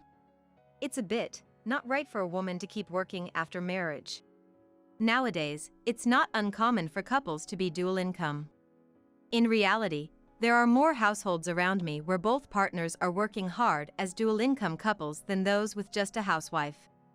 Even after hearing my reasoning, he insisted I should quit working after marriage, so I asked him why. I thought there must be some reason from his perspective. Believing it's important for spouses to understand and compromise with each other, I decided to ask. Ever since college days, I've been coming back to a dark room and turning on the light alone. Tony, you've lived alone for a long time since college, right? The moment the room lights up and I realize I'm alone, I just hate that feeling. His expression seemed to darken for a moment. So that's how you felt. I lived with my family for a long time, but I guess living alone can make you feel that way. That's why I want you, Rosetta, to quit your full-time job. Of course, I'll work in your place. There's even talk of me becoming a director soon. Really? A promotion at this time? That's amazing. Then, scratching the tip of his nose awkwardly, he replied. Whenever he feels shy about something, he fiddles with his nose and breathes heavily. He looked at me as if expecting more praise, so he must have been really happy. He always prioritized career advancement, working hard to be recognized at work, so this honor must mean a lot to him. It's not a big deal for someone like me. But there are only a few among my peers who have become managers, so I guess my progress is relatively fast. Proudly saying this, I felt a hesitation beside him. Sensing my indecision, he leaned in and said, You're not going to cling to your job when I, your husband, am asking you this humbly, right? I was speechless at his expression, one I had never seen before. It was unbelievable, and instinctively, I felt I shouldn't meet his eyes anymore, a strange sensation. Being told this, I felt I had no choice but to quit. I wanted to continue a bit longer, but I decided to resign, considering it was my beloved husband's request. Life as a housewife, starting with our marriage, was harder than I expected. I thought being a housewife meant doing household chores, but it was extremely busy. Taking advantage of me being a housewife, Tony stopped doing any housework. Women's workplace is like the home, right? It's wrong to just rush through work to have your own free time. I couldn't talk back to him when he said this in a stern tone. In the morning, I prepared breakfast and helped him get ready for work, timing it with when he woke up. Until he returned at night, I finished all chores like preparing dinner and cleaning the bathroom. Tony, breakfast's ready. I'll be right there. He sat down at the table, looking around leisurely and sighed deeply. You know I went out for a work-related drink last night, right? Yes, I thought so since you came back late. What about it? If I went out for drinks, shouldn't the breakfast be Eggs Benedict? I'm sorry, I didn't consider that. Then he, tapping his finger on the table, silently glared at me. He was particular and would strongly point out anything that differed even slightly from his preferences. Hey, is this where the vase was supposed to be? A normal vase placed beside the TV stand. I bought it thinking it would add a nice touch to the home since he likes flowers. I haven't decided exactly where to place the vase, but I wonder if something went wrong. The vase? I moved it a bit since it was blocking the TV view. Tony clicked his tongue and glared at me. With this angle, it blocks the view of the painting from my seat. A masterpiece obscured by flowers. What were you thinking? So selfish to prioritize watching TV. I didn't mean to. I'm sorry. Try to understand the feelings of a man who's dealing with such a selfish woman. He kept blaming me relentlessly. Hearing how inadequate I was, I started to strongly believe I was a terrible person. Rosetta, you've always lived at home and only worked as a nurse, so you might not understand, but society isn't so kind, you know? Being limited to the medical world like that. When he said this, I started to feel anxious, wondering if my narrow perspective was causing him discomfort. You say you're a doctor or nurse, but in the end, you only know a narrow world, don't you? Yes, I suppose. I've been working at the same company for 30 years since graduating from college, so I'm good at sensing these things. I'll teach you, so be sure to pay attention. Honestly, I felt that continuing as a nurse would have been far better. His relentless sarcasm often lasts for 2 to 3 hours. Showing any sign of displeasure means starting all over again with the lectures, so I'm not even allowed to look upset. I focused solely on giving answers that would satisfy him or nodding as if I were listening. While it's possible to ignore Tony's sarcasm, there's another issue that's been bothering me for a while. Brittany, our next-door neighbor. She seems to be a successful influencer, and her voice can be heard every night during her broadcasts. Despite living in a well-insulated condominium, the sound leaks through, indicating she must be playing at a very high volume. I've been troubled by this noise since moving in 13 years ago and have complained 2 or 3 times. Remembering those times still makes me angry. Since those complaints, it seems I've been marked as an enemy in her eyes. Every time we pass each other, she clicks her tongue at me. Although it's a regular occurrence, it's still unpleasant to experience every night. Don't you know what kind of person the neighbor is? He looked at me sharply when I asked. Is there a problem with the neighbor?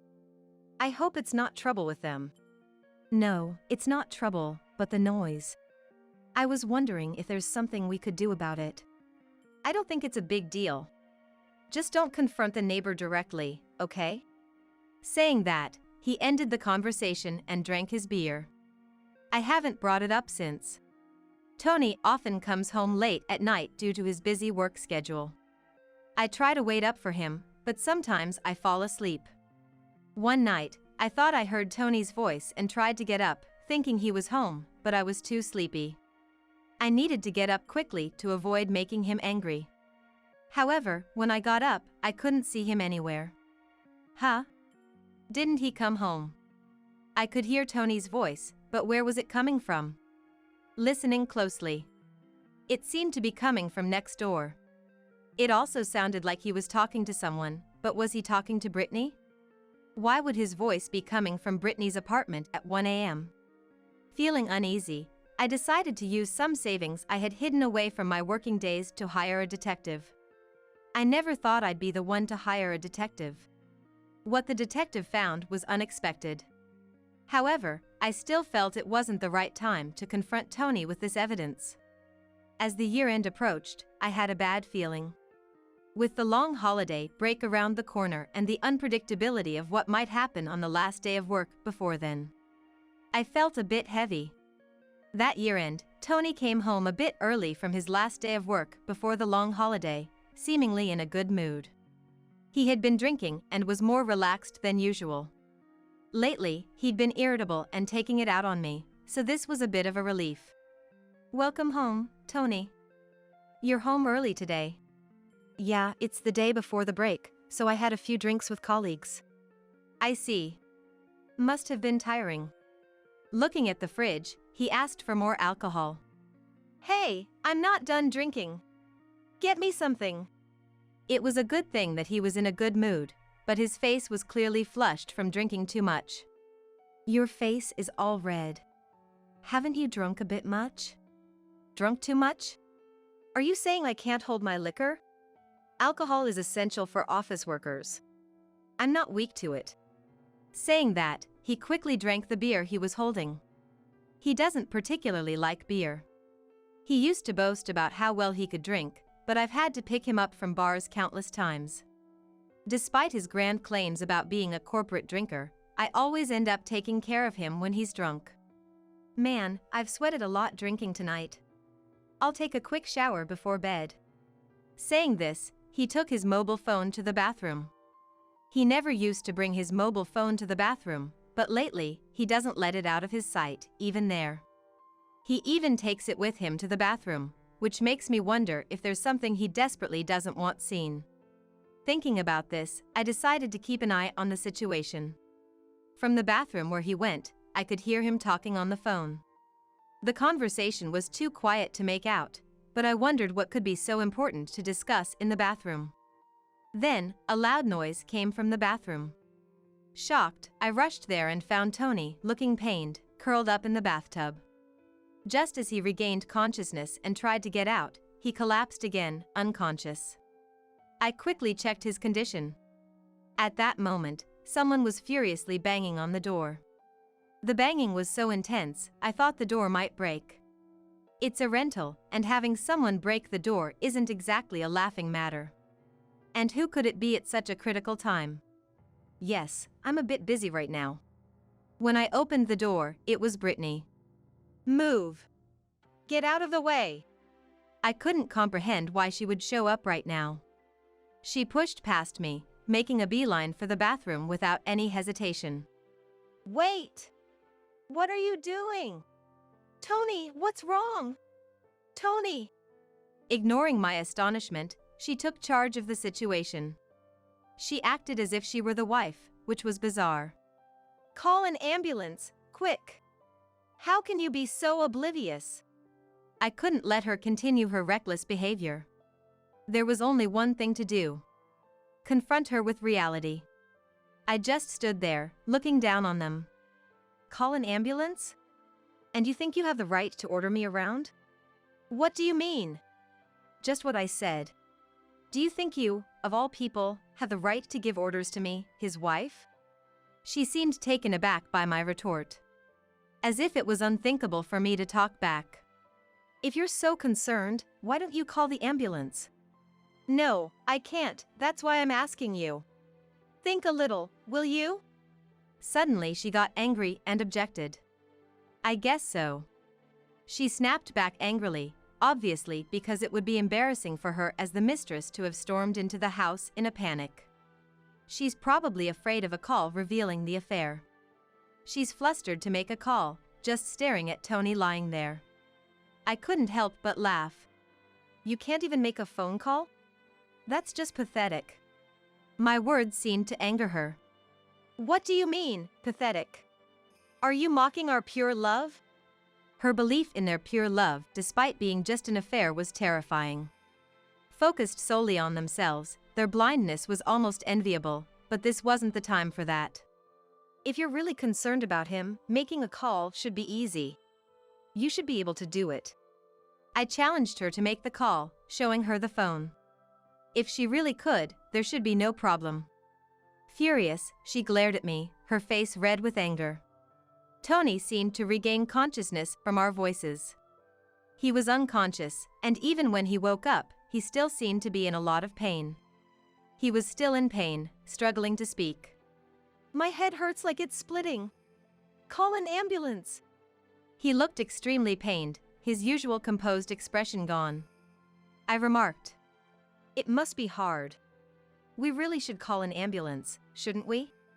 What are you waiting for? Do it now. Right. Something needs to be done quickly. Ignoring his words, I decided to take action. Leaving him rolling in agony, I silently left the house. I took the waterproof-packed mobile phone that had fallen in the bathroom, so he couldn't call from his phone. Brittany and Tony, now awake, seemed relieved and were leisurely affirming their love for each other. Blind to everything but themselves, they didn't even notice I took the phone. I couldn't deal with this foolish, cheating couple any longer.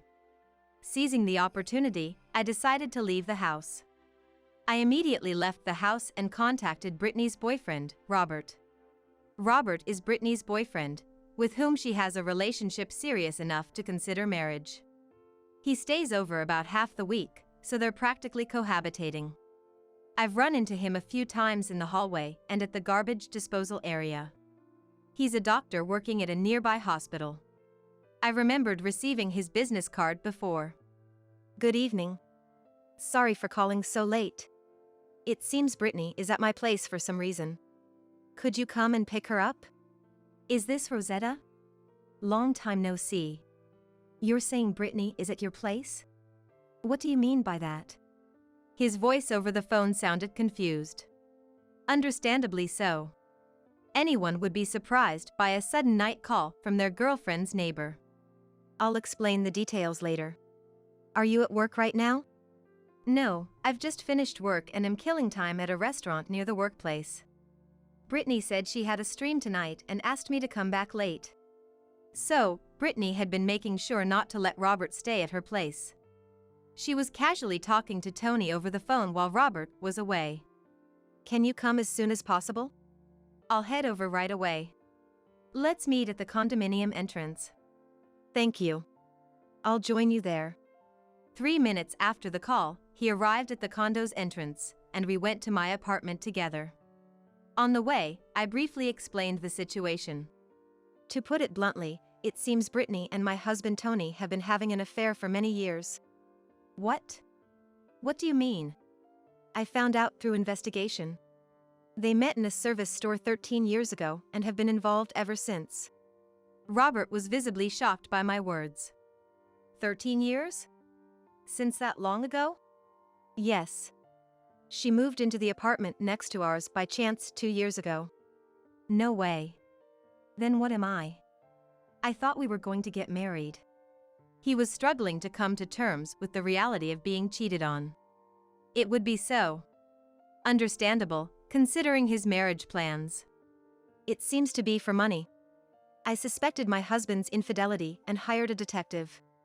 The investigation results indicated that. That's unbelievable. Brittany rushed into our apartment when Tony collapsed in the bath. Apparently, they were talking on the phone even in the bathroom. He seemed deep in thought but then looked at me. That explains it. No wonder she never lets go of her phone. But you said Tony collapsed. Is he all right? He's fine, just drank too much. No danger to his life. After explaining briefly, I led him to my apartment. Entering quietly, they were still engrossed in their melodramatic scene. I'll fight against the world for you, Tony. Having such a beautiful woman love me, I'm blessed. This must be a trial from God to reach true love. In the 10 minutes it took me to leave, contact Robert. Within the short time, an epic story seemed to have unfolded. A tragic tale of lovers who can't swear eternal love to each other. I was surprised Tony could spout such cheesy lines. Glancing at Robert beside me, he looked indescribable, seemingly shaking from the cringeworthy dialogue. Unable to bear it any longer, Robert dropped his bag, alerting them to our presence. What's going on here? Robert, why are you here? Strangely, both were naked, which was comical. Why? That should be my line. You told me not to come home early because of a stream. Was it for this? Normally mild-mannered Robert raised his voice, and Brittany seemed a bit taken aback. Well, that's because, the fans and antis are troublesome. I was worried about what would happen if they found out I have a boyfriend. Brittany looked evasive. I knew Robert only from brief exchanges in the apartment complex. He never seemed like someone who would raise his voice. Indeed, he listened calmly when I explained everything to him earlier, showing his ability to control his emotions. So, for Robert to react this strongly, she must have really crossed a line. Stop taking people for fools. To think you've been secretly having an affair with the neighbor for 13 years. She suddenly became defensive, her eyes darting around. I thought maybe I'd marry Robert. Is that bad? She tried to look innocent and appealing, but it only backfired with Robert. We were cohabitating because we talked about marriage someday, but now I just can't believe you. Brittany, realizing Robert was genuinely angry, quickly switched tactics. No, this is a misunderstanding. I was just teaching him about streaming, like personal training for the digital age. Brittany seemed to think we knew nothing about influencers or video streaming, and was clearly trying to bluff her way through. Despite her desperate attempts to wriggle out of the situation, Robert wasn't having any of it. Private lessons, is that it? Have you already forgotten what you yourself said earlier? I played the cheesy dialogue I had secretly recorded at high volume. Hey! You recorded this without me knowing? That's a violation of privacy. Delete it now. Privacy? You have no right to talk about privacy. I'm filing for divorce. Tony, clearly not expecting me to initiate a divorce, was panicking. Divorce? How are you going to live without me? You're living off me, and now you're talking about divorce? Have you lost your mind? He seemed to think I would break down and beg him. His male superiority mindset was apparent, still in disbelief over the current situation. His absolute confidence baffled me, but it didn't matter anymore. Say whatever you want. You can only act tough for so long. Eventually, we got divorced. After the incident, I immediately sought a lawyer who is an expert in divorce and infidelity cases. Presenting the evidence video helped me demand more than the usual alimony. Meanwhile, Brittany's engagement with Robert was called off, and she now lives a secluded life. This is partly because her streaming blew up after the affair scandal. Right after the infidelity news broke, fans analyzed Brittany's posts, exposing her relationship with Tony. The fan's sharp eyes discerned details from subtle reflections and background elements in her posts. The posts and their hints led to the discovery of her affair with him. The scandal affected Tony too. His company received numerous calls, forcing them to acknowledge the situation.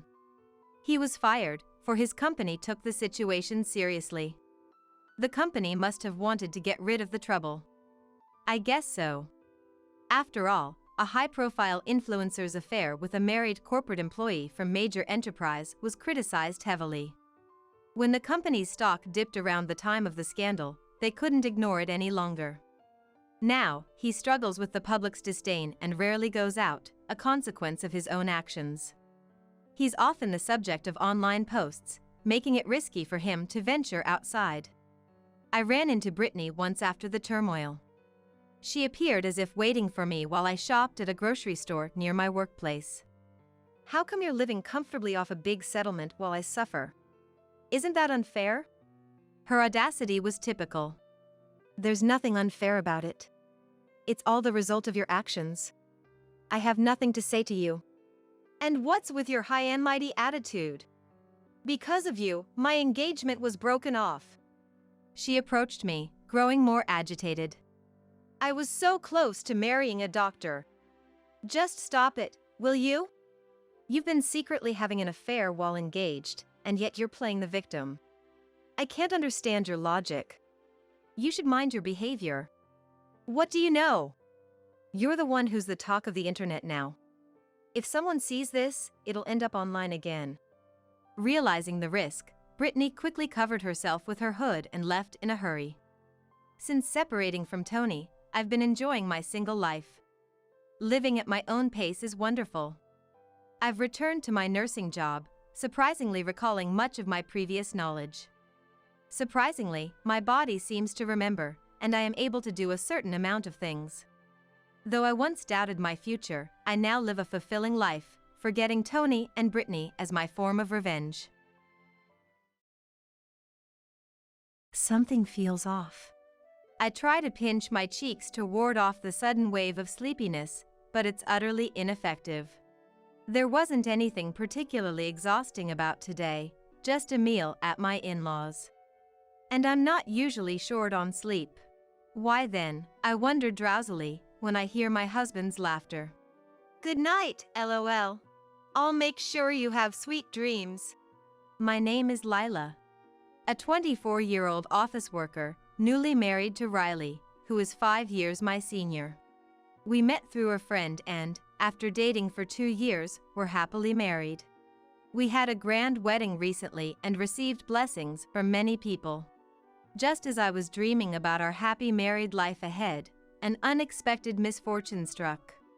Emerson, my mother-in-law, suddenly fell ill and passed away in no time. Emerson was cheerful and very kind, delighted when I first went to greet her. Nice to meet you, I'm Lila. Oh, what a joy to have such a lovely woman as my son's wife. I've always dreamed of having tea time with my son's wife. I'd be delighted. Please, let's have tea time together. Though I was nervous, Emerson welcomed me with a full smile, making me feel at ease and fond of her. We had planned to have tea time together after the wedding settled down, but that dream was shattered with Emerson's passing. We were busy with Emerson's funeral, sorting out her belongings, and handling the inheritance, finally settling down a year later.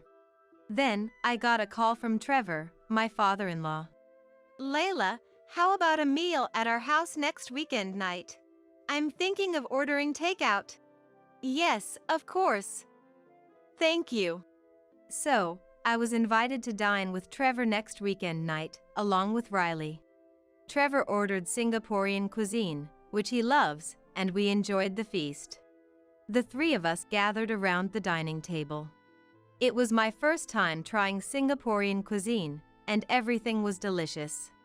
Except, the soup tasted oddly. Curious, I asked my husband. Hey Riley, doesn't this soup taste a bit strange? That's just how this dish is. You're not used to Singaporean cuisine, haha.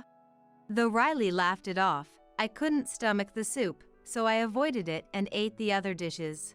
Then, I felt Trevor's sharp gaze. Lila, I went through the trouble of ordering this, so make sure you drink the soup. Startled by Trevor's outburst, I hurriedly gulped down the soup. It still tasted weird. The strange taste spread throughout my mouth, and I tried to cleanse my palate with water and other dishes. Gradually, my vision blurred, and I found myself slumping over the table. What's happening? I'm incredibly sleepy. This isn't good. I'll really fall asleep. I need to stay awake. As my consciousness faded, I could hear Riley's laughter. It seems to have worked. Dad, is that thing ready? Of course, it's all set. It's in the dresser drawer in the bedroom. The new ones are amazing, only 0.01 millimeters thick. We didn't have those when I was young. Realizing Riley and Trevor were discussing contraceptives, I felt a sense of danger but then lost consciousness completely. When I woke up, I was in a hospital bed. What happened? I murmured groggily. Oh, thank goodness. You're awake. Looking towards the voice, there was our neighbor, Luella. Luella immediately called the doctor, who explained that I had been given a large dose of sleeping pills. Sleeping pills! So that's why the soup tasted so odd. Then, I learned from Luella. Your dad and husband ran off in the car, so I accompanied you in the ambulance. I'm so glad you woke up safely. Really? Thank you so much. I'm sorry for the trouble. But what do you mean Dad and my husband fled in a car? Actually, Luella found out that the fire alarm was ringing at my in-laws' house and it wouldn't stop, so she decided to check on them. When she rang the doorbell, Trevor came out. Yes. What's going on, ringing the fire alarm like this? It's been going off for so long. Haven't you found the source yet? This is serious. I'm coming in. Please, it's okay. Don't come into the house. What are you talking about? We're supposed to help each other out in times of need. Luella said that, barging into the house, and found me lying listlessly in the living room. Oh my! You've collapsed from inhaling smoke. This is terrible. I need to call an ambulance right away. No, this is different. Trevor and my husband tried to deny it hastily, but Luella was convinced I had collapsed from smoke inhalation and called for emergency and fire services on the spot. Lila is just sleeping. That's right. My wife is just tired and sleeping. There's nothing to worry about. Despite their desperate explanations, Luella objected. It's strange that she won't wake up with such a loud noise going on. I'm worried. I wonder if the ambulance will arrive soon. Luella was frantic. Before we knew it, people had started gathering. Riley and Trevor began to sweat profusely. Soon after, Riley and Trevor hurriedly jumped into a car and fled, leaving me behind. That's why Luella ended up accompanying me in the ambulance. Such a thing. Thank you so much. I expressed my gratitude to Luella. Then, when I told the doctor about the conversation I heard between Riley and Trevor before losing consciousness, he grimaced and made a call, and I was informed that Riley and Trevor were also admitted to the same hospital. Riley and Dad are hospitalized. Why?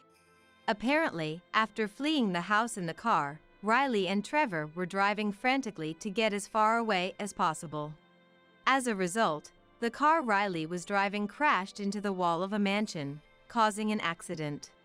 Both were brought to this hospital by ambulance, severely injured with broken bones, but their lives were not in danger. Hearing the reason for their admission, I was overwhelmed with anger, disgust, and various other emotions. They got what they deserved. I'll never forgive them. I decided to hire a lawyer and sue over this incident. Then, sleeping pills were detected in the soup bowl I had finished, and Riley and Trevor were arrested for assault. The news even reported on the incident. Later, during the police investigation, they were rearrested for attempted rape. Trevor was stressed from being busy with Emerson's funeral and other matters, becoming frustrated. He was planning to visit a nightclub, but when Riley found out, he made a proposition to Trevor. Dad, if you're that frustrated, I can lend you Lila. But in return, give me Mom's kimonos. Eh? Really? I'd be thrilled to be with young Lila, but... Why Mom's kimonos? Are you running out of money? Yeah, I kinda blew through my savings. Riley had squandered his savings on gambling and offered me in exchange for Emerson's kimonos, which came from a distinguished family and were valuable. Riley knew this and proposed the trade to Trevor. Lila doesn't know I'm hooked on gambling. I've used quite a bit from our joint savings account, so I want to cover it up before she finds out. I see. But I can't imagine Lila agreeing to be with me. That's okay. I have a good idea. You still have some of Mom's sleeping pills, right? Emerson had been prescribed sleeping pills for her insomnia before she passed away. With those sleeping pills remaining, Riley and Trevor concocted their plan. They decided to dissolve powdered sleeping pills in the soup and proceed after I had fallen asleep. Perfect plan, right? This way I get money, and Dad's frustration is relieved. It's all good. Right. Let's invite Lila over for a dinner party next weekend. However, their scheme was abruptly foiled by the ringing of the fire alarm, leading to the foolish outcome of causing an accident in their haste to flee in the car. It turns out Riley and Trevor are hospitalized in the same room. Damn it! How did it come to this? It was supposed to be a perfect plan. If only the fire alarm hadn't gone off. In the end, we couldn't do anything with Lila and ended up getting seriously injured. What a mess. Damn it! As they openly wept and voiced their grievances, a nurse visiting their room informed them with displeasure. I had demanded compensation through a lawyer in the divorce proceedings, but both of them flatly refused to pay any settlement for the divorce. To demand compensation from me, her husband, in a divorce trial. Nothing actually happened, so it should be fine. That's right! In the end, all we did was give Lila sleeping pills and nothing else. Both their reasoning left me and my lawyer utterly dumbfounded. Even when told that administering sleeping pills without consent is unacceptable, they wouldn't listen at all. Moreover, Hey! Lila! Tell the police not to sue me and Dad. If the victim asks for a non-prosecution, the police won't sue, right? They had the audacity to command. How low could they possibly be? I continued to ignore them, but they persistently demanded not to sue and to ask for a lighter sentence. However, their demands suddenly stopped at one point. After giving orders every day, it was strange for them to suddenly cease. Curious, I decided to investigate. It turns out they had encountered a serious problem. The owner of the mansion whose wall was destroyed when Riley and Trevor crashed into it was furious and had demanded they pay for the repairs. The damage was extensive, so the cost of repairs was significant. Moreover, my husband had lied, saying, We were rushing to the hospital because Dad was suffering from an illness, and that led to the driving mistake. However, the incident was reported in the news. Upon learning the truth, the mansion owner became even more enraged and insisted on receiving both the repair costs and compensation from the divorce trial. As a result, Riley and Trevor seemed to have bigger problems than just dealing with me. It wasn't on purpose. Please forgive us.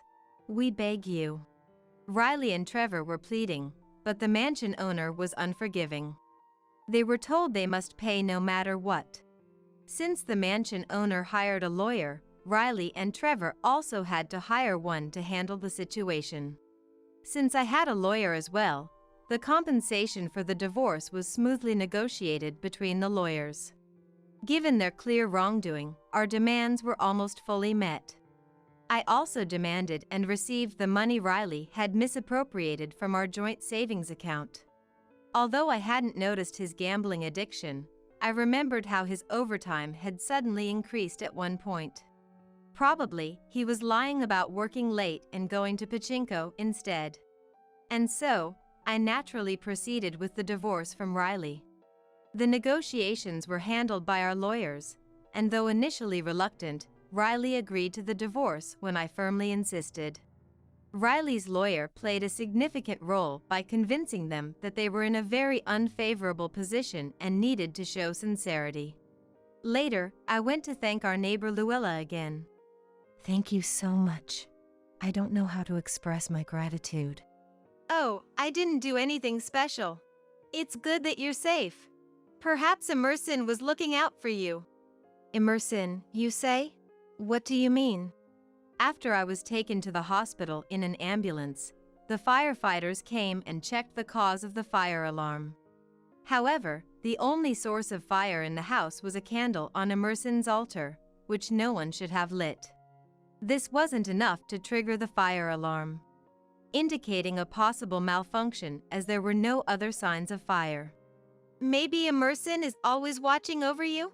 She was so happy to have such a lovely daughter-in-law, Luella told me with a smile. It might have been a coincidence, but even so, I felt a warmth thinking about Emerson's kind smile.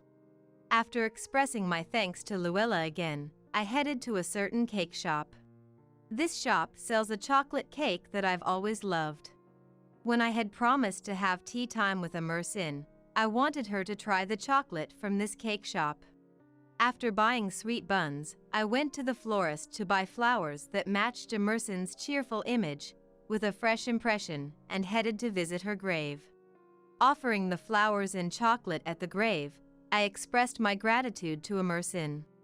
Dear Emerson, thank you so much. Your help saved me. Though I've divorced Riley, I will always love you, Mom. I wished I could have talked more with Emerson. I wanted to have that tea party.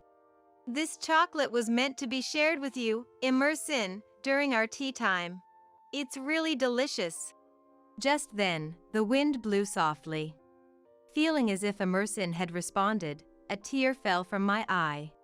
But thinking that crying would worry Emerson, I lifted my face, smiled, and said, I'll visit again, Emerson, and moved on.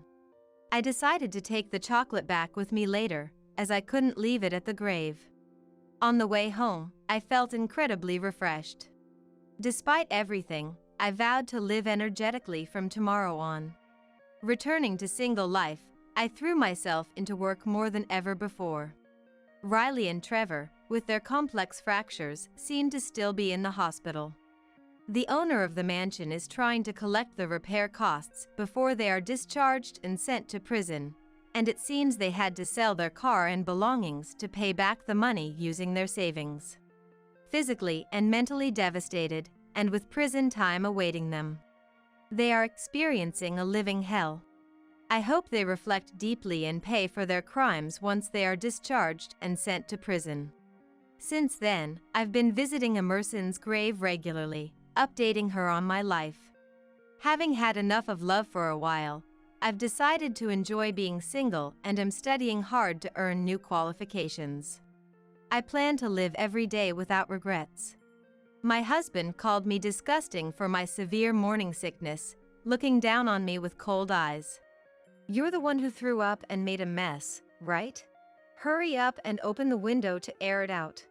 If the smell sticks, you're paying for it. Just because you find it hard to go shopping or cook doesn't mean morning sickness isn't an illness. Don't be so stupid. On top of that, as my morning sickness got worse, my husband left me at home and went on an overseas trip with mother-in-law, Audrina. That was the last straw for me, and I began to plot my revenge. A week later, my husband called, furious. I laughed it off. Since you told me to clean the house, I did just as you said. Got a problem with that? I'm Kimberly, a 28-year-old office worker. My husband, Eamon, and I live in a detached house and both work while we've recently become pregnant. While I was happy, My morning sickness was so severe that I couldn't go to work on some days. Fortunately, many at my workplace were understanding. Once you get through this, it'll get easier, so make sure to rest and take care of yourself. They gave me some time off when I was considering quitting. So, I spent my days at home, resting as much as possible, eating when I could, and doing household chores. The problem was my husband. He practically stopped doing any housework at all. You're always at home, right? Even a pregnant woman can clean, so at least do that. While my husband used to do household chores when we were both working, he stopped doing anything since I took my leave. Even when I said I couldn't do it because of severe nausea, he wouldn't listen. Moreover, he compared me to other pregnant women he had seen, saying, "Just being lazy and slacking off in the name of morning sickness." Furthermore, he was extremely averse to me vomiting. The first time I vomited at home, I didn't make it to the toilet and ended up using the living room trash can. Seeing this, my husband, pinching his nose, hurried me to ventilate the room and kept yelling at me, even though my nausea hadn't subsided. Although I vomited into a plastic bag in the trash can, so the can itself wasn't dirty, he made me dispose of the bag and then threw the trash can away. Hey, what's with that attitude? Why are you telling me to open a window when I'm vomiting? You could open it yourself. And I properly sealed the double bag before throwing it away, so why throw out the trash can in front of me as if to make a point? Disgusting, smelly, don't talk. Even if it's in a plastic bag, droplets might have gotten on the trash can. After that, no matter what I said, don't talk because it's smelly, he wouldn't even listen. I started to consider divorce. Maybe once my morning sickness settled down and I could go back to work, my husband would return to being the kind and helpful person he used to be. But could a husband who hurled such abuse at me while I was suffering return to how he was? Or was this his true nature? As I worried, my morning sickness only got worse. With nausea hitting me multiple times a day, I started carrying a plastic bag with me everywhere in the house to vomit without my husband seeing and dispose of it. However, one time, I didn't manage to dispose of it in time, and he saw me with the bag. "Don't touch anything, all right? You're paying for the sofa you just sat on since you're going to dispose of it because you dirted it." He looked at me with utter disgust. When I impulsively brought up divorce, I noticed he was holding a pamphlet in his hand. He spread it out to show me. "In about 2 weeks, I'm going on a trip overseas with Mom. We plan to stay for about a week. Don't slack off on cleaning just because I'm not here. Keep the house clean." "What? What are you thinking?" While looking at me coldly, my husband laughed in a low voice. "I don't want to stay in a house you've made filthy. The morning sickness should settle down in about 3 weeks, right? By the time I'm back from the trip, it should be nearly over, so clean the house in the meantime." Fine. I'll give the house a thorough cleaning. The next 2 weeks were tough for me. He doubled down on doing nothing, even eating strongly scented meals or spraying harsh perfume around the room despite my pleas because it made me nauseous.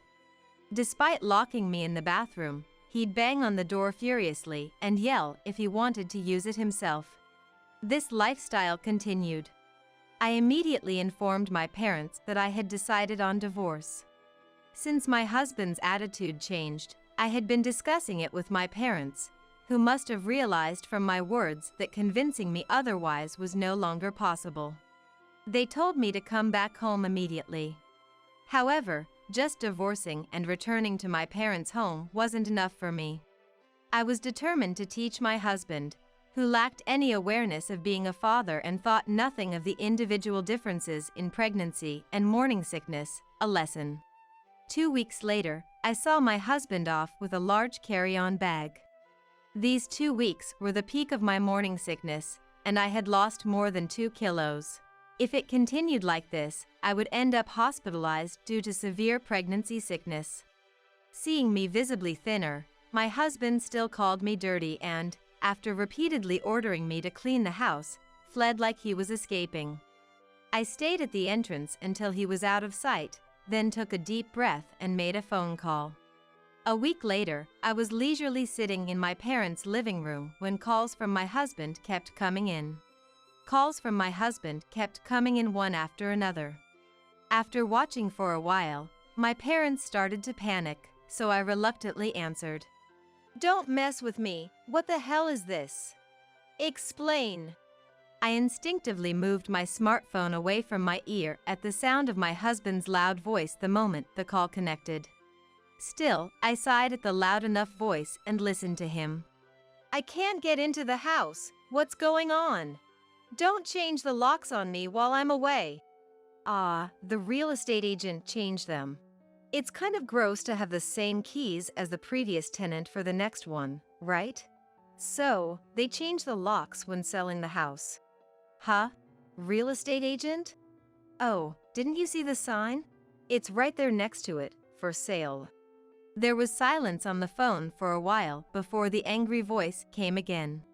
What are you doing on your own? Who gave you permission to sell it? Why are you selling it? You said the whole house smells. So, I cleaned the entire house, including that. And why would I need anyone's permission to sell my house? Your house? That's not right. That house belongs to your grandfather. It's a crime to sell it without being the title holder. That house was given to me, I remodeled it, and it's in my name. You can't just sell it if you're not the title holder. Indeed, the house we lived in belonged to my grandfather. However, after my grandfather passed away, I, still single, remodeled it into its current form, and after getting married, my husband moved in to live together. My husband was momentarily speechless knowing the title was in my name, but quickly changed his approach. That house is where I live too. You can't just kick out a resident like that. It's illegal to sell my stuff. Besides, it was our house since we lived there as a couple, so it's not just your house anymore. Unfortunately, that house was in my name before we got married. We never changed it to a joint title after marriage. Plus, I moved all the stuff out after, so your things are all safe. I did dispose of the sofa you said was smelly, though. My husband seemed panicked by the mention of moving out his belongings. He was asking where and when. It's at your grandmother's house. After all, you're away with Dad gone and no siblings. There was nowhere else to send it but your grandmother's when you went overseas with Audrina. Hearing his belongings were at his kind grandmother's house seemed to calm my husband for a moment, but his voice quickly filled with anger again. So, you're the kind of woman who sells the house and dumps the belongings while her husband is on a trip. I'm divorcing you. I'll sue for compensation in the divorce court because of this. It's a relief you're the one bringing up divorce. I don't want you to come to the house anymore, and I'll be heading there with my lawyer soon. So, goodbye. I wonder if my husband truly believed he could win if he took it to court. I calmed my panicking parents while contacting a lawyer. A week later, when I went to what my husband calls his in-laws' house, Audrina slapped me before I even entered the door. I had expected it and deliberately received the slap. Because of you, the house is a mess. A woman who can't even do housework because of a little morning sickness is useless. Pay the compensation in the divorce court and let's divorce. As I was rubbing my stinging cheek, planning to retort to Audrina, she saw someone behind me and her face twisted. I thought you showed no remorse, but to strike immediately upon meeting is something else. Behind me was Carol, my husband's grandmother, looking furious. Hello.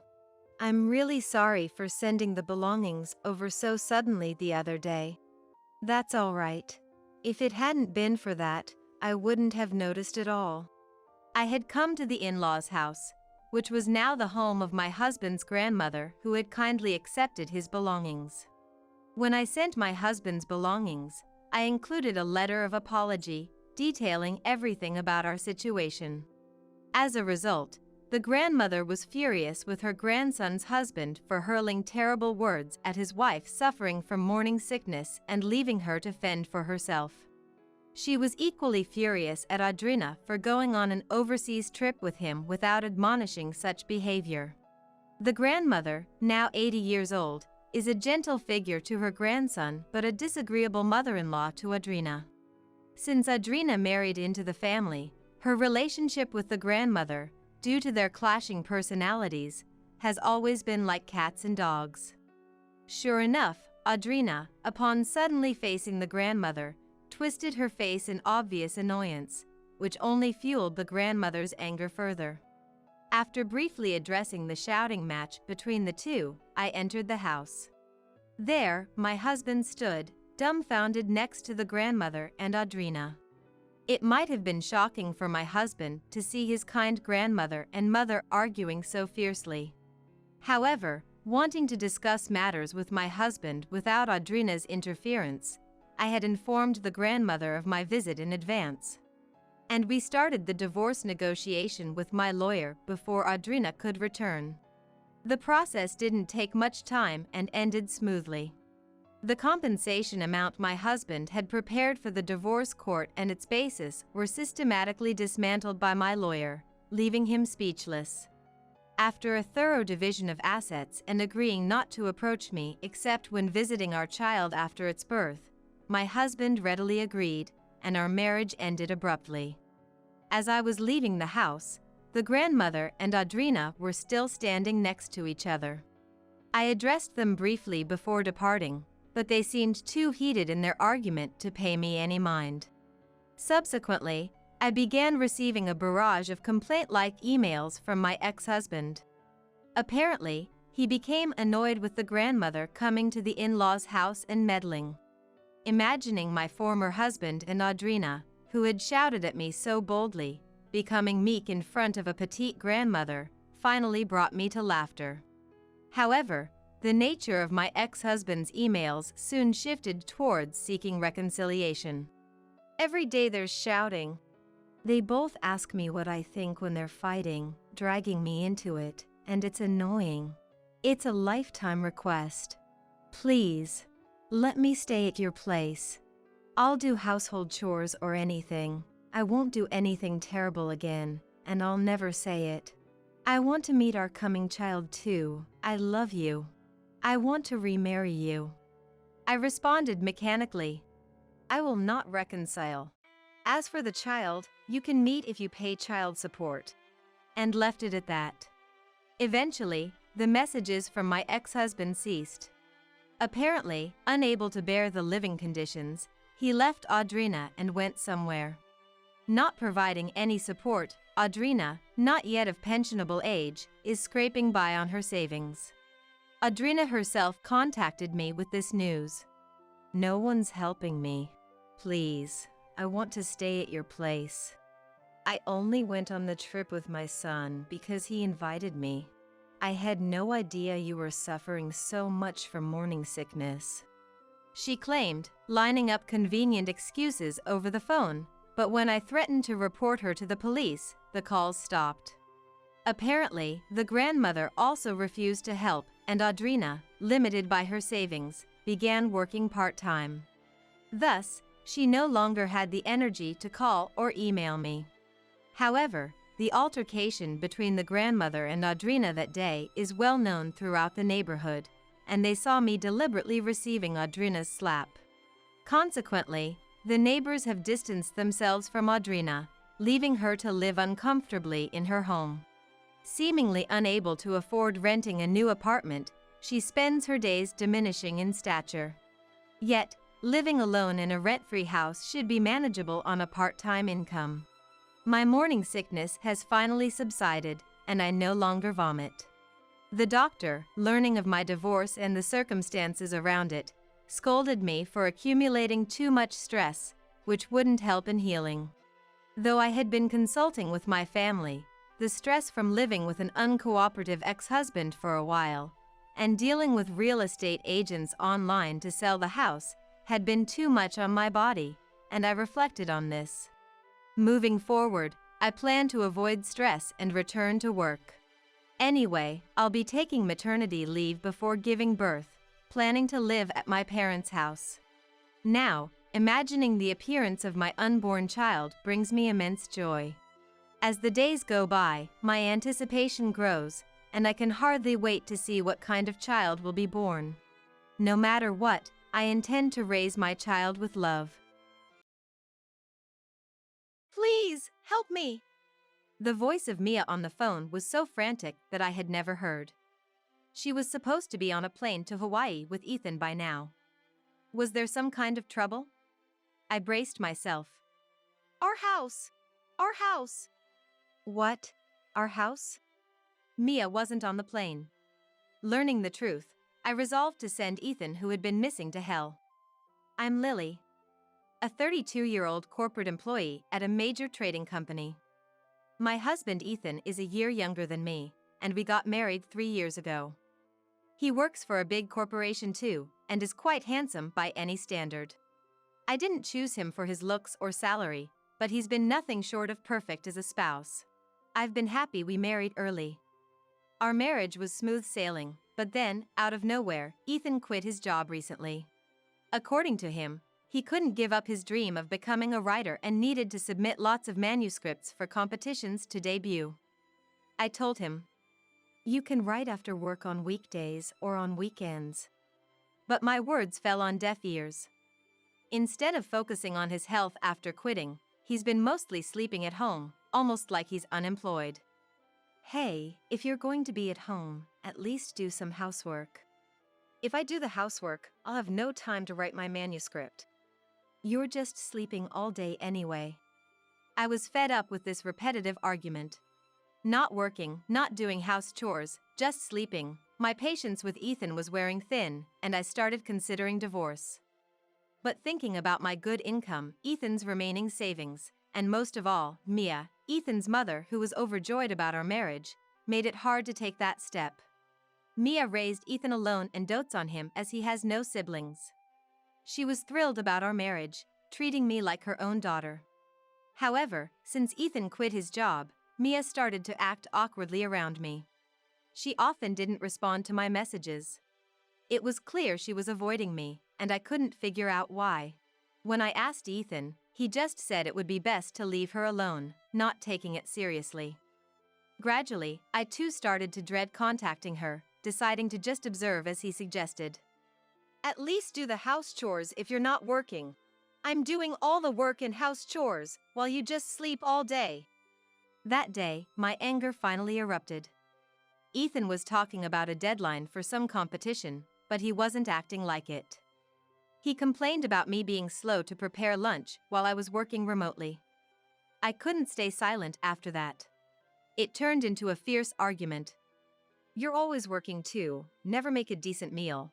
What, should I just not eat? Your lazy behavior without working is only possible because I'm out there earning our living expenses, right? Your savings hardly make a dent in our costs. Being called out for not working and being supported by me, Ethan's face turned red with embarrassment and he started shaking. I thought if he got violent, I'd leave the house right away, but thankfully, that worst-case scenario was avoided. Without saying a word, Ethan stormed out of the house. Watching him leave in his casual clothes, with just his mobile phone and wallet, making deliberately loud footsteps, I felt like I was looking at a petulant child. The only place he could go in that getup would be his parents' house. I thought of warning Mia in advance about Ethan possibly causing trouble, but, as usual, she didn't answer her phone. He sneaked back home later that night, but from that day on, our conversations dwindled, and he started avoiding me, going out more frequently.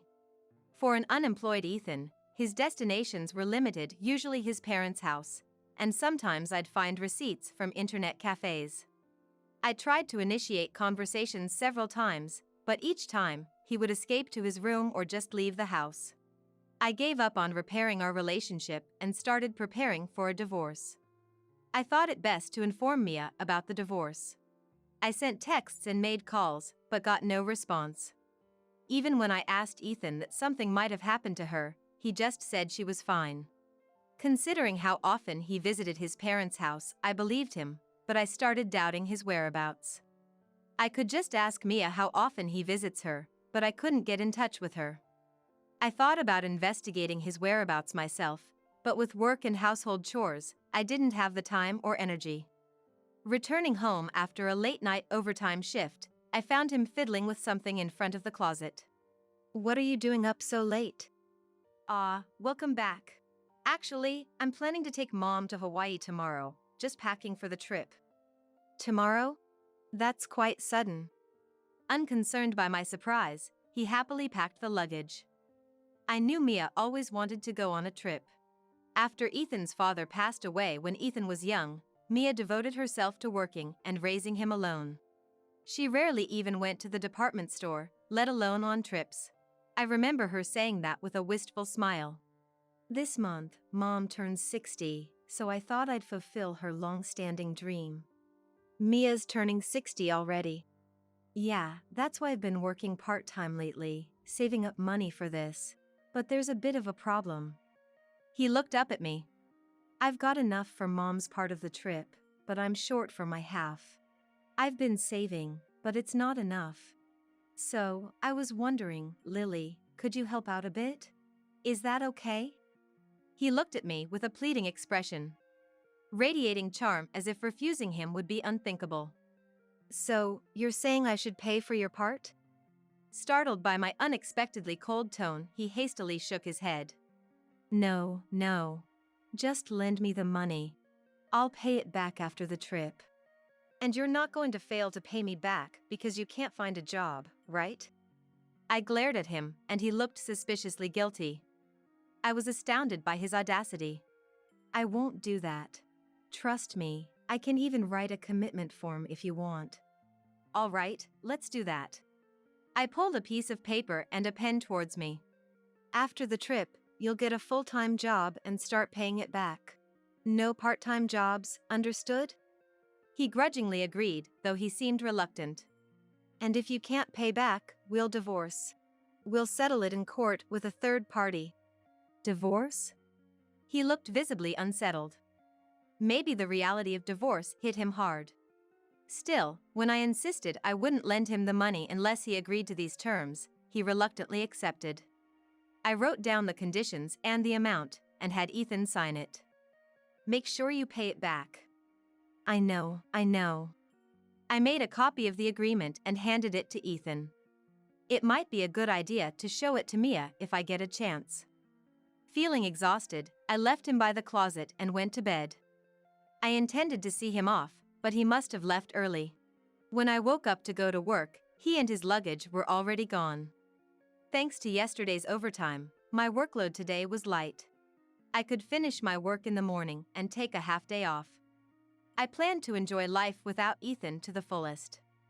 After finishing my work in the morning, I was having lunch, wondering if he and Mia were on the plane by now, when my phone started ringing loudly. Thinking it might be a work call, I answered without checking the caller. Good, you picked up. It was Mia's voice, desperate and strained, not at all like someone in the middle of a luxurious Hawaiian vacation. Mia, what's wrong? The trip? Have you already arrived in Hawaii? Hawaii? Trip? I don't know what you're talking about. Please, come over. Our house, it's about to burn down. Mia's plea was almost a scream.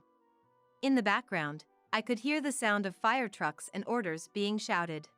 Though I puzzled, I quickly agreed to come and hurriedly finished my lunch and headed to her house. When I arrived, the smell of smoke filled the street, and flames leaped high into the sky. Mia! I rushed towards Mia, who seemed on the verge of collapsing in front of her burning house. She looked up at me with a pale, distant face and murmured faintly, "This house is done for." Led by Mia's gaze, I looked up at her house, burning and crumbling before us. It spread from the house next door. The wind was strong, and the fire spread quickly, they said. We didn't even have anything flammable.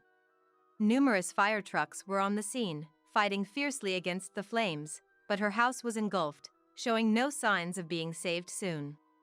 The wind was strong, occasionally sending sparks flying our way. It's dangerous here. Why don't we go to my place for now? You won't be able to enter the house even after the fire dies down. Mia looked at me, hesitating. her face showing a reluctance to be involved with me. I somehow understand you've been avoiding me. But we can't just stand here forever. After my words, she finally agreed to move. We hurried towards my home. By the way, what was that about a Hawaii trip? I thought you were off to Hawaii with Ethan today. Ethan said that? Yes. He said it was to celebrate your 60th birthday. I haven't heard a word about it. We were both confused by our completely mismatched stories. It was a misunderstanding arranged by Ethan. Ethan told me that you were pushing all the housework onto him and going out with other men. He even said you were trying to borrow money from me, and I should avoid contacting you. That's all lies. When the fire spread to the house, I couldn't reach Ethan by phone. I thought you might know where he is. I never imagined he'd be on a Hawaii trip.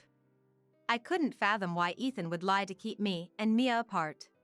But for Ethan, keeping us disconnected probably served his purposes. Mia, it's all a misunderstanding. Ethan quit his job to become a writer, but he never writes. He doesn't do housework and just sleeps all day. Oh, so we've been deceived by him. Perhaps she has been harbored doubts about Ethan. She readily accepted my words. If Ethan hadn't gone to Hawaii with Mia, had he taken the money for two and gone alone? Or maybe with someone else?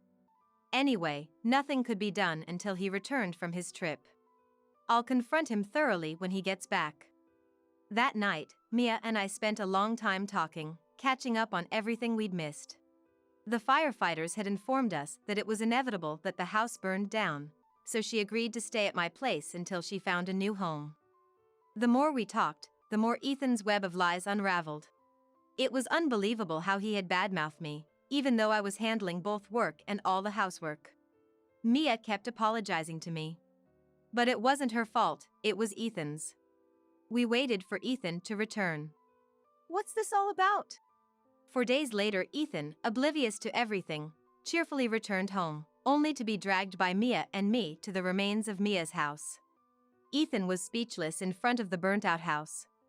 Ethan, you lied to Mia and me, and leisurely went on a Hawaii trip while everything burned down. Lies? What are you talking about? He was visibly shaken and unsettled. Before I could say anything, Mia stepped forward. Ethan, aren't you ashamed? Lying to Lily to get money. Who did you go on the trip with? Her anger was fierce, and I involuntarily stepped back. At first, Ethan tried to retort, but the glares from both Mia and me left him speechless. Wouldn't it be better to just admit it? If we go to court like the commitment form says, you'll lose immediately. I haven't said I won't pay it back yet. You never intended to, right? I know about your real job, Ethan. He glared at me, trying to hide his panic. What are you talking about? Rent a boyfriend. Did you enjoy your trip with your client? If your company finds out, you'll be fired for violating the rules. At my accusation, he gasped. Mia had told me about his secret job the night she stayed at my place. She didn't know what he did, but she mentioned he often came to her house with envelopes bearing a store's logo. Relying on her memories, I found a Rent-A-Boyfriend website. Though his mouth was covered with a heart stamp in the pictures, it was clearly Ethan, and he seemed to be quite popular in sales. I admit I've been working, but the trip was different. As he tried to resist, I showed him the screen of my mobile phone. He looked at the image and stood there, stunned. That dumb woman. It was a disaster that you went on a trip with her. On the screen was a photo of Ethan lying on a Hawaiian beach, smiling next to an unfamiliar woman. The date was from 2 days ago. The woman, mistaking Ethan as her real boyfriend, had probably uploaded the photo to social media. Apparently having no idea about the photo, he hung his head in defeat. With evidence laid bare, there was no escape for him. Ethan, trembling, fell to his knees.